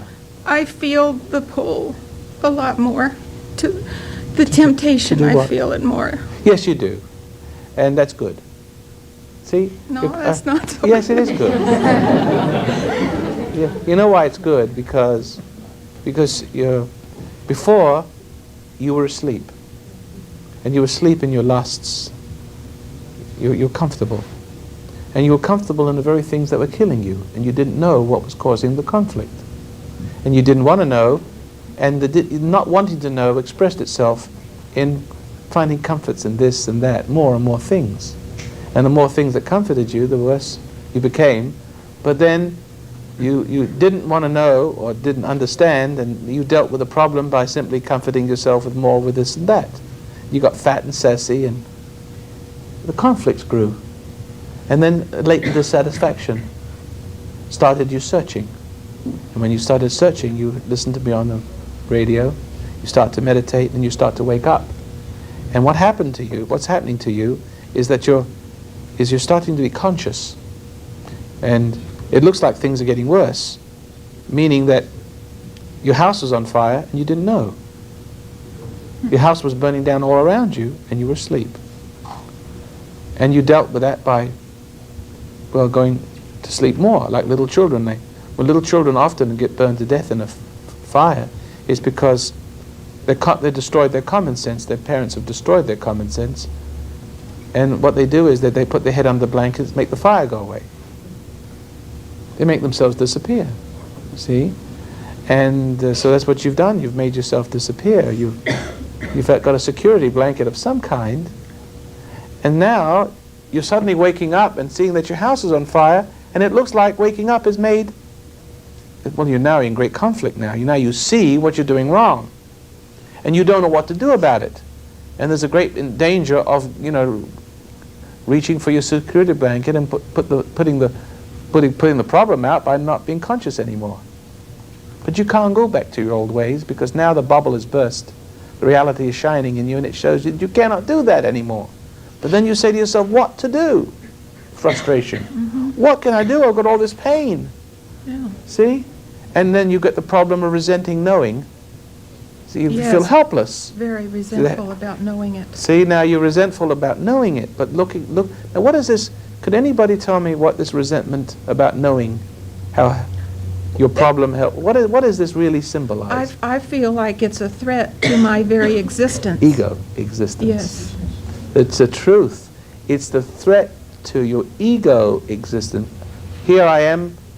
I think I'm something, but you're really not. And you've always related to things in a consoling sort of way, things that were Right. condescending, That's right? Right. And made you think that you were when you weren't. And your whole life was based on that. But the good Lord has always been chasing you down like a hound of heaven. And this is the anxiety and secret dissatisfaction and awkwardness and despair, desolation, loneliness that you felt. Didn't know what it was, but you always responded by getting more of the things that were causing the problem, right? Right. Right. So now you're awake, the bubble is burst, and you see you cannot take a nosedive for the covers. Right. You can't run. But now the whole ego is about to be annihilated. Because as long as you could run away from reality and find reassurance through your securities, emotional securities, all the little creature pleasures, all right? Then the creature self is renewed and it survives. And it purrs like a little pussycat, right? But the point is, you're not a pussycat, and you're human. And you if your destiny, see, some people's destinies go to hell all the way. I mean, you can't stop them smoking. You can put warning lines on cigarette packages, and they'll smoke through a hole in their throat when they have their lips cut off. Yeah, they can stick it in their ear. There's no stopping them, because that's if they stopped, reality would appear and annihilate their ego. See, like the vampire only lives in the darkness. It lives in the warmth and the mucky, murky depths of piggy sensualities, right? And this is the ego comes out of this, and it lives in this dark, in drawing its sense of worth, illusion, and denying reality, and it's just comfortable. It's God a little longer. See, you're God just for a second more. See? And So, Roy, who understands what I'm saying? I never felt that way, but I picked it out of all your brains. But go ahead. do you want to, when you feel this tremendous pull to do whatever the temptation is? No, don't resent, but you resent knowing it. This is your danger. This is where you're going to sink or swim. Right. You are what? Let me ask the question again and see if you can answer. What is this resentment toward knowing? This being threatened, your very existence being threatened. What does it symbolize? Go ahead. Hatred against God. It's either you or something in you hates God. It hates to know that it's inferior. Don't you see this is what ego is? Ego is all it keeps away from reality.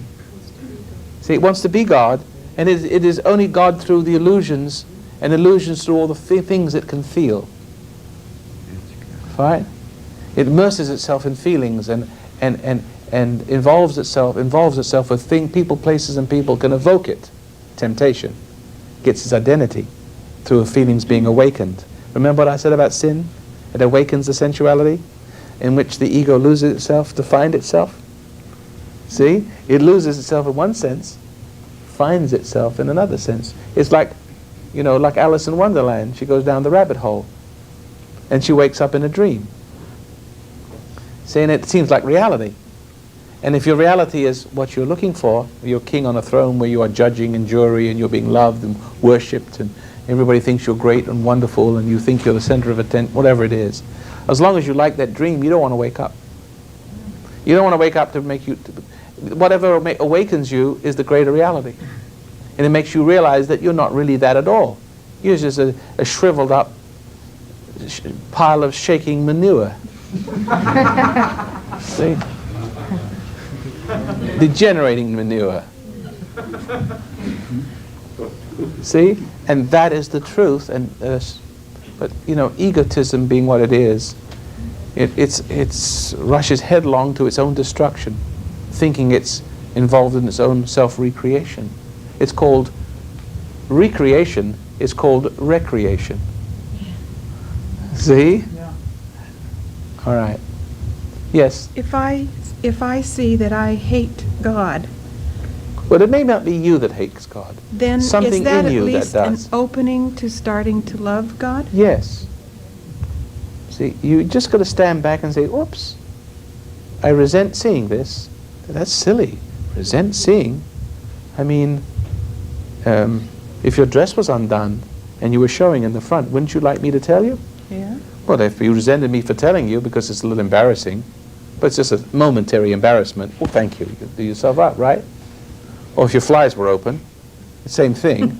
It's a little bit embarrassing, but there are some people who'd resent your truthfulness. You're trying to help that person. You don't want him to walk around with his flies open all night. Everybody laughing, right? But you see, there are some people that resent you for being honest. See? Or if you have a funny-looking hat and you say, how do you like my hat? And you like it, and I tell you the truth. No, I don't like it. Doesn't look good on you. You didn't hear what you wanted to hear? You go to somebody who tells you a lie. Well, will I ever tell you again? I don't want to be your friend. And don't ask me, because you would never ask me again anyway, and I wouldn't tell you anyway, because I know you don't want to hear it. To hell with you. Well, that's the way the Holy Spirit is. The Holy Spirit exactly that way. You start to resent knowing it, and He won't save you. He won't tell you anymore because you don't listen. Who understands what I'm talking about? Yeah. Good. Do you understand what I'm Yeah. talking about? You just have to realize, oops, I did resent you for showing me this. I see you're just trying to help me. It's only egotism that feels so offended and threatened. See? And you're starting to mellow. Isn't that neat? You feel Yeah. better already, don't you? Yes, I do. Something that contributes, or probably is 100% of this for me, is in my family we were never, the parents were always right and the children were never right. And So you got your idea of God from your parents. you had to from your always father. be right, and if you were wrong, boy, you just didn't admit it. You had to think of some clever way of getting yourself out of it, but always maintain that image, you know. Right. Um, So that's what you're doing, isn't it? yeah. And now reality, but maintaining that image is not doing it for you. And that's really tantamount to what I say people do naturally, don't they? Maintaining an image when you're wrong. You maintain an image through feeling and sensuality and doing business with the devil, so to speak, right? With all the wrong people that lie to you. They love you. It's the pride that It's you talk about it's really all the basically time. pride, no matter how it comes is. about, Right, how you were set up for it. See? right, It's got to go. yeah. Pride goeth before the fall, but the haughty spirit before destruction. In other words, I've said to my kids many times, I said, kids, when you do something wrong, you make a mistake. I can live with that, but don't make excuses for it. I cannot live with that. What do you think Adam did when he... See? He blamed it on the woman. And she said, the devil made me do it. See? In other words, that is the sin. Not the fact that you did something wrong. That's understandable. But the fact that pride has entered to the point where you cannot repent. And that you keep running away from correction. See?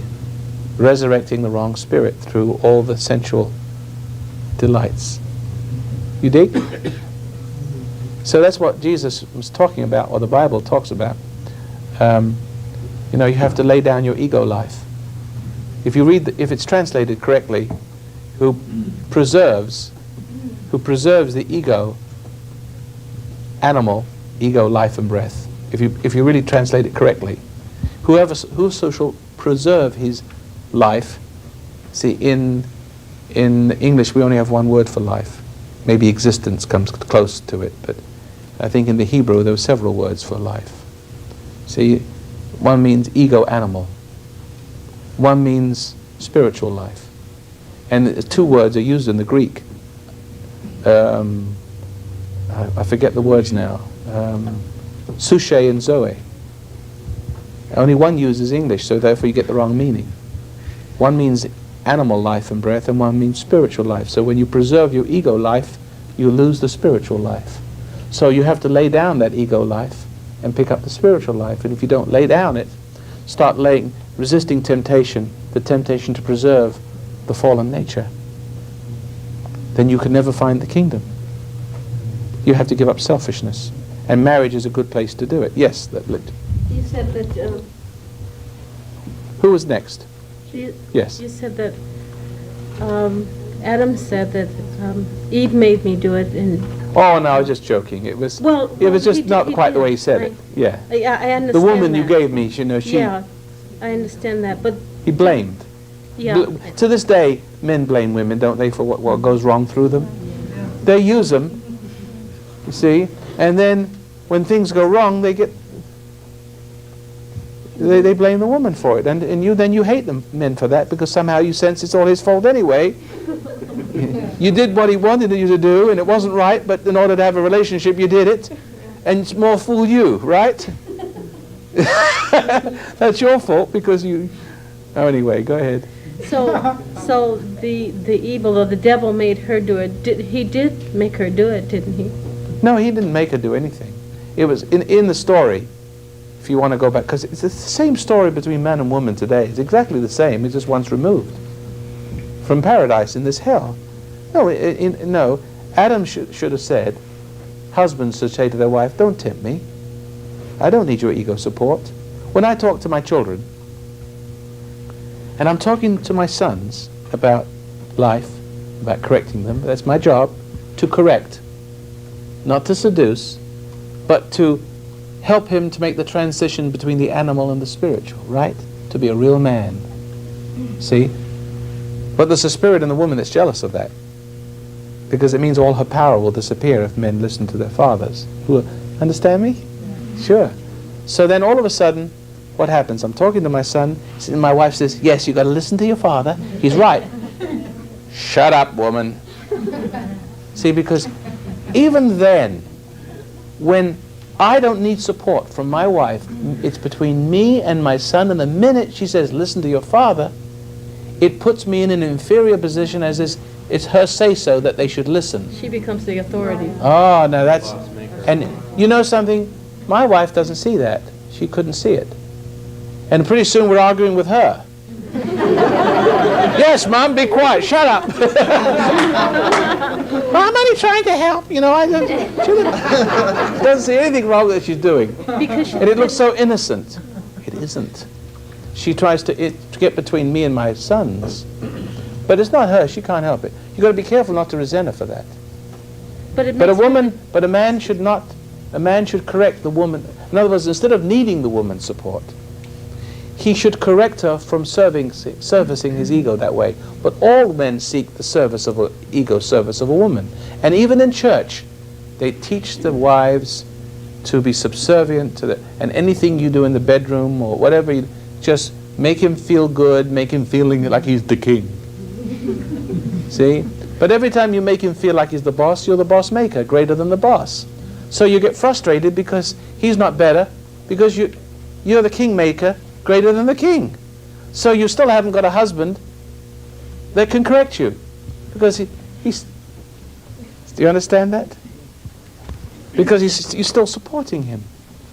So men are supposed to correct their wives from being an ego support, but the world will have it otherwise. In other words, a man should be so completely fulfilled in his own heart that he's weaning himself away from his wife's ego-sustaining affections. And when a woman sees him pulling away like that, she becomes insecure. She accuses him of being homosexual or listening to Roy Masters, or see, being weird or cold, because she's used to him falling and her sustaining her power through his weakness, living out of his failings. See, and a man must understand that he's going to have a little bit of flack from a woman because it's the only life she knows, which comes out of his guts. And when a woman falls, her fallen nature comes out of a man's guts, tempting him to fall and living out of his power. He gives up. You always give power to tyrants, didn't you know that? Cowards give power to bullies. If they didn't give the power to the bully couldn't be a bully. See? Yes. Earlier you were saying something about the evil person or the people that have a lot of bad in them burn out fast and pass on. Okay, well, my mother's still going strong. She's old. She's a 90-year-old. It's right now. For instance, there was who was it died in Sandow? Was it prison in Hesse? Wasn't it? He was 92. He had to hang himself to die. 50 years in prison, couldn't stand anymore. He took electric book. You wonder why certain kinds of people, you know, who are wicked, they don't die easily. They live a long time. You know, but you see, he didn't appreciate the way he lived either, did he? I mean, he must have had terrible conflicts and pain. But there are some people like Hess who are, you know, in my opinion, wicked all the way through. Okay. So they have no conflict. They have no conflict. They've got rid of their conscience. They only have conflict if they don't do harm. If they, see? They only have the conflict so long as they're sowing confusion and living out of the confusion like a guileful female does in the home, keeping men off balance, all upset all the time, getting the power. You don't love me anymore, you were nothing with a woman the other night. Right? So that, as long as they're all creating making arguments out of nothing, right? Just keeping the man upset and living out of his guts. That's what the Nazis do, the communists, the dictatorships do. All tyrants live out of the confusion they sow in the victims, in the masses. The anger, the fear, the resentment. So, but these people only feel conscience if they're not constantly fulfilling themselves, if they're not successfully confusing everybody, because they get their life out of other people's failings. They're parasites, you see. Now, it's very easy to live like that once you become good at what you do. Bad, really. But once you become skilled at living out, you are, you know, you're more pure animal with no conflict, and you have you can suck life out of almost anything that passes. See? Because everybody will tend to give their life up to you. You know, they've discovered, I always pick these choice bits of scientific evidence, that sharks, which are the top of the food chain in the ocean, have no known diseases. This is what they say. So maybe I'm wrong, but that's what I heard. My analysis of that is they got no stress. See? So you see these parasites living on the top of the food chain, these old grandmothers, if you take it... You know what I'm talking about, don't you? These old bitty, mean, cantankerous old people. If you just take a look at a family sometimes, you see great-grandmother, grandmother, daughter, and kids. The kids look old. with bags under their eyes. The strongest, the most vigorous one is grandmother. Everybody's giving up their life to grandmother to live. They're sacrificing the life of the psychic energy, psychic life. They live aggravating the life out of it. Haven't you ever used the word aggravating the life out of me? Well, you're just coining little phrases that really mean what you're saying. Who understands what I'm saying? Yes, sir, because you've all been victims of it, haven't you? But what is worse is that when somebody aggravates the life out of you, look how this happens. This is a good place to insert this idea, and we're coming to the end of this segment. But when somebody aggravates the life out of you by making you fall, whenever you fall, you lose the power to resist.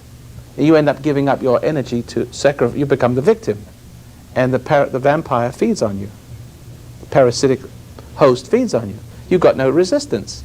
You keep reacting, resenting, hating, then trying to get the love of the person you hate, trying to be whole that way. And you become more of the person through their sustaining love. We've talked about that before, haven't we? So now you're taking on the identity of the person that's killed you.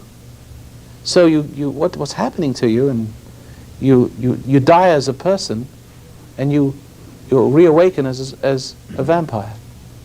See, what happens is that you become a zombie, and then you die. You get bitten, you get your life drained out, but you get the identity of the person who that's the fascination for the vampire movies, because it's happening in real life. You die and you come back to life again, but not as a real living person, but the living dead. And in this, the dead are made alive, and the alive are made dead. I'll say it again. See, the dead are made alive. Grandmother lives. Children die. They die from leukemia, and all kinds of strange things happen to them. Asthma, smothered to death, overshadowed by this predominant parasite. It looks like a loving person in the eyes of the world. She's a witch. A living, breathing witch. And when she bites, you die, and slowly, when you get to the point where you're completely dead, the only way you get life is to kill others. You take on the tempting, mean, despicable, irritating characteristics of your mentor. How's your grandma?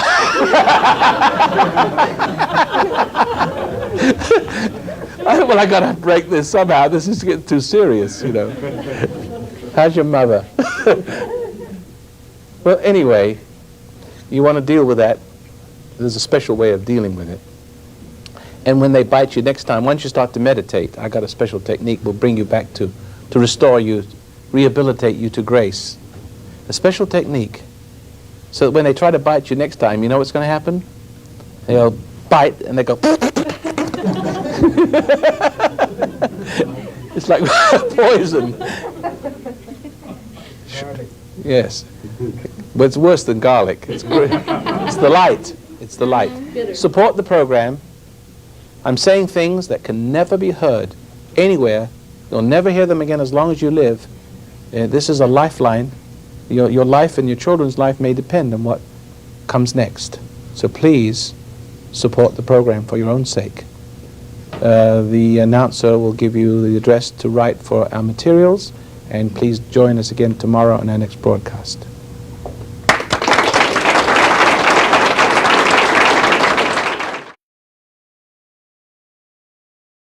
The foundation of human understanding teaches an observation exercise, often called meditation, which permits you to become objective toward your problems and allows your heartaches, bad habits, fears, and anxieties to be completely eliminated from your life without effort on your part.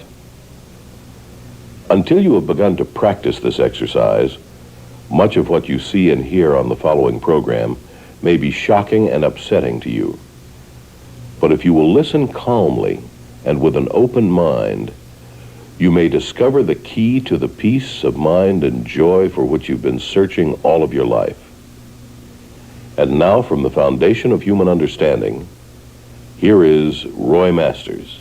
Hello, and welcome once again to the program, How to Control Your Emotions, and we're having a lot of fun here, but we're talking about some bizarre things, and you better fasten your seatbelts, because the last thing that I said on the segment before this was why people, we were getting into why people sicken and die, the relatively innocent, the undeserving, and why some people are so wicked, live such a long time.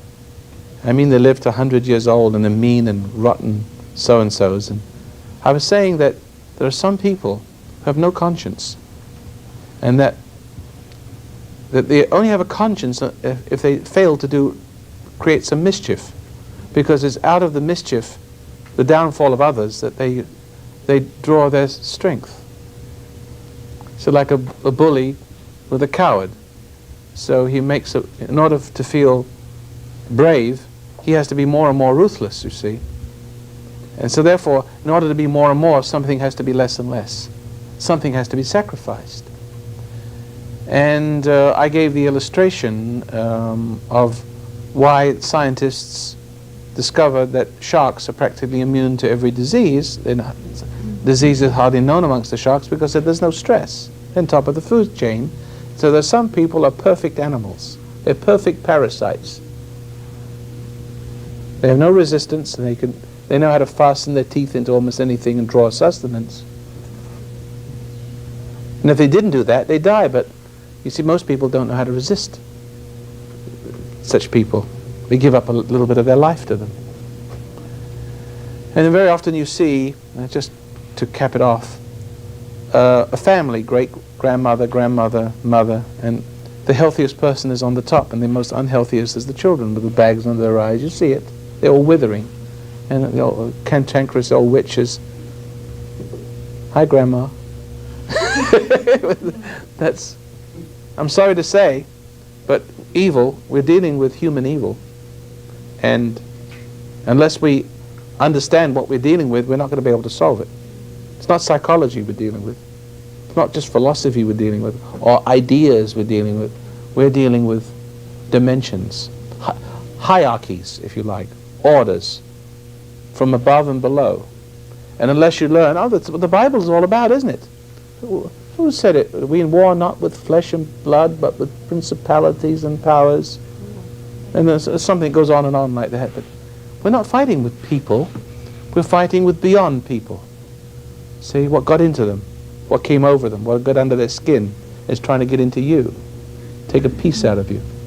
And this is why all of you are dying, because whole of society is a chain gang of miserable people. You know, each person bites somebody else and puts their identity in them. And when they've taken enough life out of them, they die and come back to life as the person that bit them, who turns around and bites somebody else. So everybody's becoming corrupted, and all the energy, the identity is coming down from the top or the bottom, and the energy is passed up to it. So the power has come back to central government. All the power is passed up. It's like, you know, you're all cows being milked. You're all being milked from your blood, lifeblood. And it's passing up from, you know, someone bites you, you bite somebody else, and somebody else bites somebody else, and each sort of suck out the substance of another. And while you're sucking substance out of somebody, someone's sucking it out of you. Your wife nags the wife nags the man. He goes out and gets drunk, and he gets it out of the bottle. And when he comes home, she takes that out of him again. Or he goes out and beats some poor unfortunate wretch up and takes advantage and rolls him. See, like the boss, he takes it out he takes the life out of his employees, and the wife takes that on him when he gets home. He's a lion at work but a mouse at home, you know what I mean? That sort of thing. And this is what's going on. It's a dog-eat-dog world. We use those colloquialisms, don't we? All right, now I've said it. On with the show. Go ahead. Hi, my name's Cynthia. Yes, Cynthia. And I have an older sister. I don't know that I would consider her evil, but I do know that she has a really large problem, which is related to what we were discussing. She's got a 7-year-old daughter, and I see this happening between the two of them. Their relationship is absolutely pitiful. She's really eating away at the child. Well, that's just what I'm talking about. Yeah, getting her dependent upon her, treating her really horribly. She's a terrible mother. Hold it right there. Do you know, just imagine the classic vampire zombie scene. Okay? The victim has not been bitten yet. A vampire, right? Come into my Casbah. So, you know, so finally he bites her, right? What happens? Now she is irresistibly drawn to the very thing that's taking her life and become dependent on his love. But what is this love? It's her identity. Because when he bites, he corrupts her. He takes the life but gives something of his identity, which is a vampire. But she's not dead yet. She's not a zombie yet. She didn't die yet. Only when he bites enough times and puts enough nature in him does she die, the real person die. And then they bury her, but then she comes to life. When she comes back to life, she comes back to life as with the nature of the person that bit her. And the only way she can still stay alive, the vampire, the zombie, is to become a vampire looking for prey. So in other words, the dead are made alive by the way they... And this is your sister.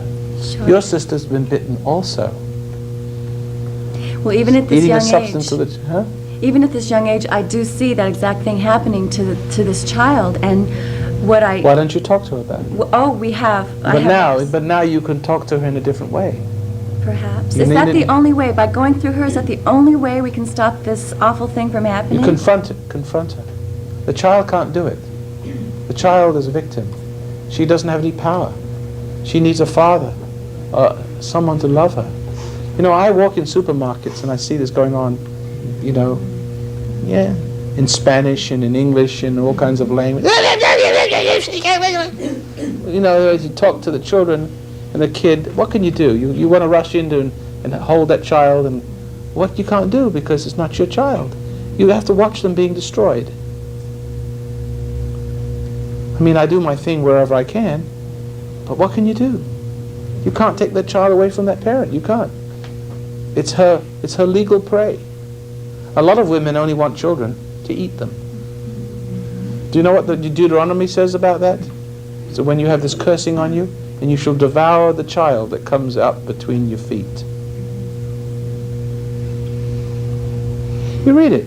All these cursings will come upon you if you don't listen to the commandments, all the blessings. And on the cursing side, it's you devour your own child. You feed on them. You eat out their substance. That's exactly what's going on. What do you think is wrong with the kids today? They're coming out with all these weird styles and lifestyles, strange habits and ways and dress and mannerisms, almost subhuman. And where do you think that's coming from? These identities are not drawn from heavenly design. All these strange forms and identities are coming straight from hell. No fathers. Only frustrated, angry, hateful mothers. With no direction in their life. They did their thing. They bit their husband. He ran as fast as he could, or turned into a wimp. And she's left alone with this brood. And she has no life, no love, no sense of direction, no meaning. Hungry. She doesn't know what for. And she eats the substance out of her kids. And she's not even happy when she gets it. She's putting that setting up the next generation to ruin the next generation. So on. Aren't you victims of all that? This is the world. This is what they won't talk about on CBS. Why? Because all those people, all those corrupt people are sitting, they're the audience. You don't dare talk to mothers the way I talk to women. Because they have the power. I mean, They tell the husbands what to buy. They buy the cars, they buy the clothes, they buy the houses. Men are not in charge at all in this world, because there aren't any men. There's just a few, Colonel North, or Reagan, a few other people like that, me.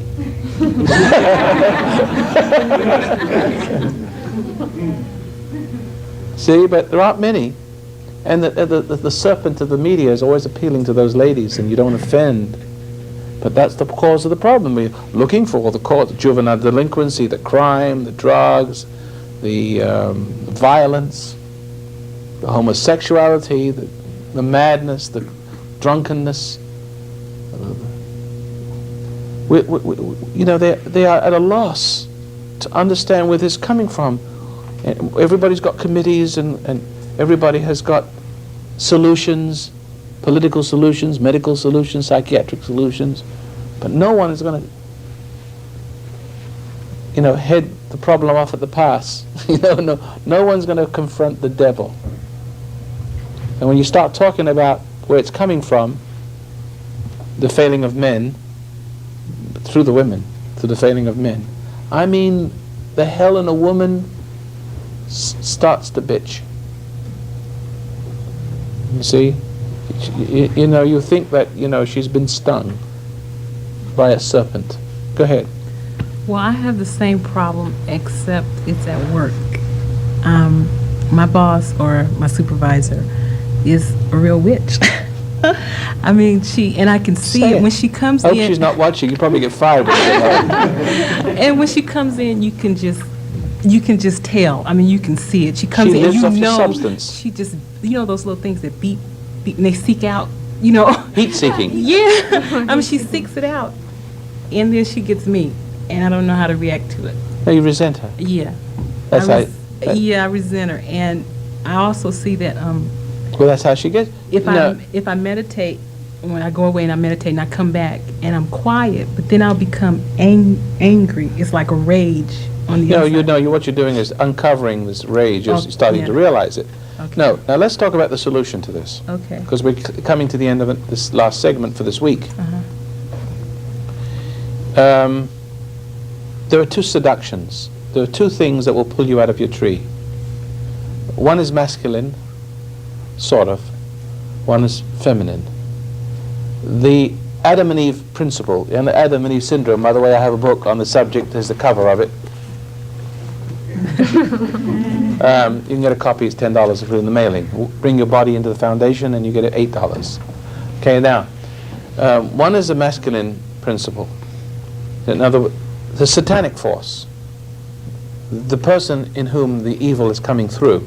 People are not evil, but people are subject, and they're willless and soulless, and the evil acts through them, and people don't realize that they're being acted through because their ego won't permit that. Whatever they do, they excuse, they defend it. I've seen that in my wife. She'll do something wrong, and then she'll defend it right away. Because, you see, she thinks she did it, and she can't be wrong. So therefore she'll defend it. She can't realize that she's being acted through.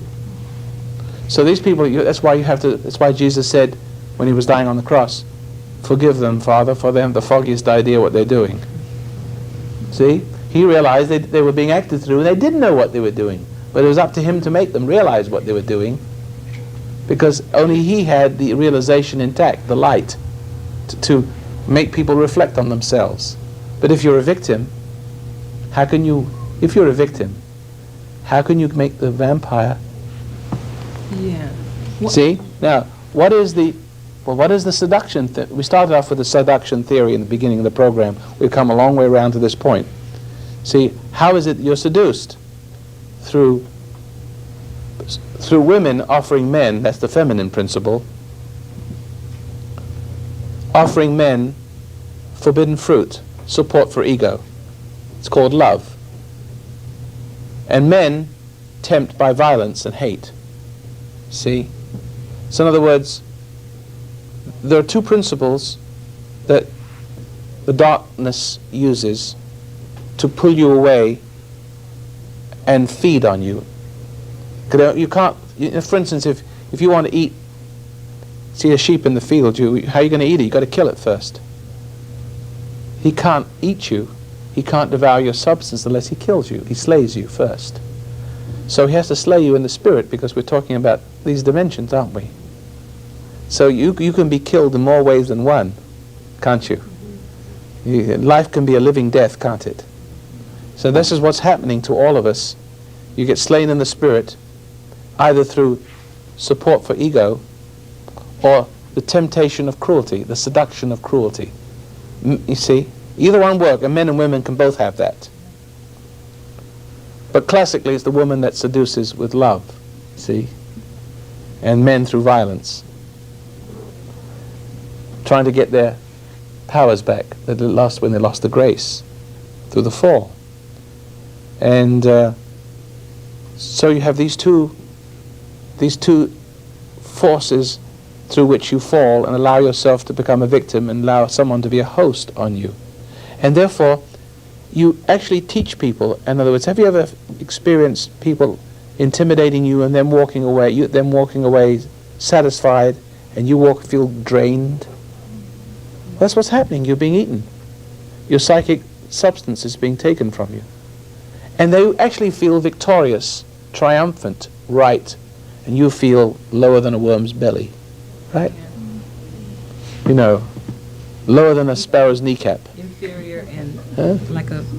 Inferior. Yeah. And you've become inferior because you're simply being used. Now you'll exist as a meal for somebody. Your mother sets you up for other people to motivate you and make you serve in the kingdom of hell. And you feel that your whole life is dry. You hate to go to work. You feel everything feels meaningless, and you feel like your life is you're disappearing. You're falling asleep while you're doing a job. Who knows what I'm talking about? Oh, good. I used to go to a Catholic school, and she reminds me of this one teacher. The same, one teacher that I had just was, a witch, a real impatient. Well, they're out there, you see. Yeah, but now, how do you deal with this? How do you deal? Look, it comes back to the universal principle I started to talk to you about. See, there's the spirit of temptation, and it uses two forms of seduction to bring you down to being a victim, so that you always will be a victim no matter how much you fight.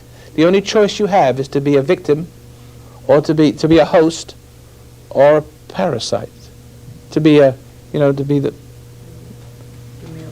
meal or the host, the coward or the bully. There's not much of a choice to be a coward or bully, to be a meal or a parasite. There's not much, but that's the only choice you got. When you respond to cruelty with resentment, that is the way you fall. But if you can realize, like Christ did on the cross, that these people are victims too, and that's what you've got to realize. Don't take it personally when your mother starts to try to confuse you, call black, white, and green, pink. See? When you know which end is up, she'll say it's down. And pull rank on you and try to confuse you. And before you try to make the point, and pretty soon you forgot what the subject is. Who knows what I'm talking about? I learned all this from my wife, you see. So I would have never have known his existence. She's marvelous at it. Incredible how she does that. So highly trained. Gladiator. See? But anyway, she's learning. I have to save myself from her, and then I can save her from herself. And then she loves me. I'm the knight in the shining armor, right? That pulled her from the tower, pulled her from the jaws of the dragon. That's what every woman is waiting for. And children want their fathers to save them from their mothers also. Poor suckers can't even save themselves from the wives, you see. But the point is, this is the way it's been. And that's why there's so much tragedy and unhappiness in the home, because hell rules the roost. Hell hath no fury but a woman's scorn. And you see, women hate men for failing to save them from the thing that's killing them both. So, but this is to come back to the seduction principle. You have to find grace. You've got to find the salvation. And men have to realize that women don't have the love. Men have to, speaking from man-woman relationship, in a marriage relationship, men have to realize that their need for love is based upon the bite of their mother. They go back to their, see, they leave their mother and father and then go back to the woman, and she's just like the mother. And they go back to the woman to be renewed, like he's baring his neck again. He can't resist the bite, because that's how he gets his identity. It's how he feels a sense of direction, because he's lost the sense of direction by the original sin, bite. And he does. So this need for women, this fixation, this longing, to be complete ass, of course, This longing, this yearning to be complete, is really the dark side of him calling upon the even darker side of the female. He must realize this before he dies, otherwise it'll kill him. Because every time he nurtures himself, every time he bares his neck, and she draws the life from him, and he allows her to do this is what's life to the woman. If you don't do that, she'll accuse you of not loving her. See that? You know what I'm talking about. You women know what I'm talking about. But when men realize what the game is all about, and it takes a little experience with it, a little dying, a little bit, they're only half, so some men are only half vampires. They're not completely vampires. There's still a chance they can become normal again. It's like in the movie, you try to save the woman before she dies completely, but then she's gone. Then you have to kill her. Drive a stake through her heart. But see, a lot of you in this room are just half vampires. You've got the nature in you, and you're doing it to your kids. Are you doing it to your kids? May I hear it? Yes. Yes, you are. And you've had it done to you, haven't you? No exceptions? See, I don't think there are exceptions. It's a dog-eat-dog world. So the only reason is for men to realize, even women, you must see your longing for the mother or for the father that you hate, and the mother that seduced you. In which case, as a woman, you become like the mother with your father, husband, see? To see this longing, this need for approval, if you like, see, as the need for approval of the vampire that bit you. And it's transferred to all the other vampires who are sitting there waiting like, vultures out there, right? And then waiting for someone to come along for approval.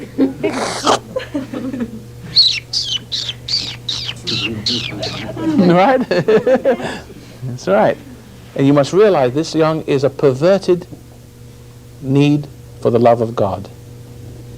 And it makes the vampire your power. And the minute that idea strikes, it's a very painful thing, because life to you as part vampire becoming complete is the love of the woman.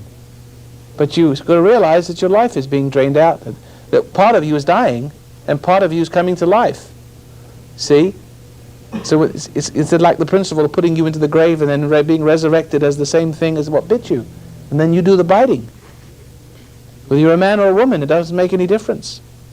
You've got to realize before you die, before it's too late, that that's not where love is, but that's where selfishness is. You draw your selfish, dark nature from the approval of the vampires that bite, and you have to give your spirit, your real blood, your real life, you have to give to them, and they feed on that. But they complete your selfishness with their love, see, with their embrace. Ladies and gentlemen, is that too hard for you to take? Okay. So, therefore, realizing that, you start, nothing can be the same again. I've just ruined your love life. But you'll thank me for it. Because there's another love. See? And, what Christ said about, to love one another, thieves and robbers love each other. They just, if you love a person for being a thief, what will he be? A better person or a better thief? You women just can't love a man the way he is.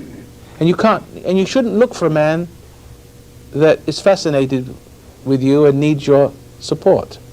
Don't ever look for a man who needs your love. Look for a man who loves what's right more than you. If he loves you more than what is right, he cannot resist you. But some women look for the man that can't resist her. They look for the weak ones. And that's how the generations are ruined, the future generations are ruined. No father, parasite mother. Next generation is ruined. So, there's two things you have to watch out for. Don't hate anybody. Don't resent anybody. Otherwise, you've been seduced. And look at your need for love. Take another look at it. See if it is really what you think it is. I think you're already seeing that it isn't. But look at this yearning for approval and see that just a victim looking for the biter who seemed like a lover. Okay? Thank you very much for supporting the program. I'm not parasiting on you. I'm giving you back your life. And if you'd like to be in our audience next week, call the Foundation of Human Understanding. The number will be on the screen at a godly hour. And just make a reservation. We'd like to see you. Hope we have a more lively audience than this one was. Send us support for the program. Send us support for the program. We appreciate it because we're having a hard time staying on the air, and it takes money, a lot of money. Thanks for listening, and join us next week.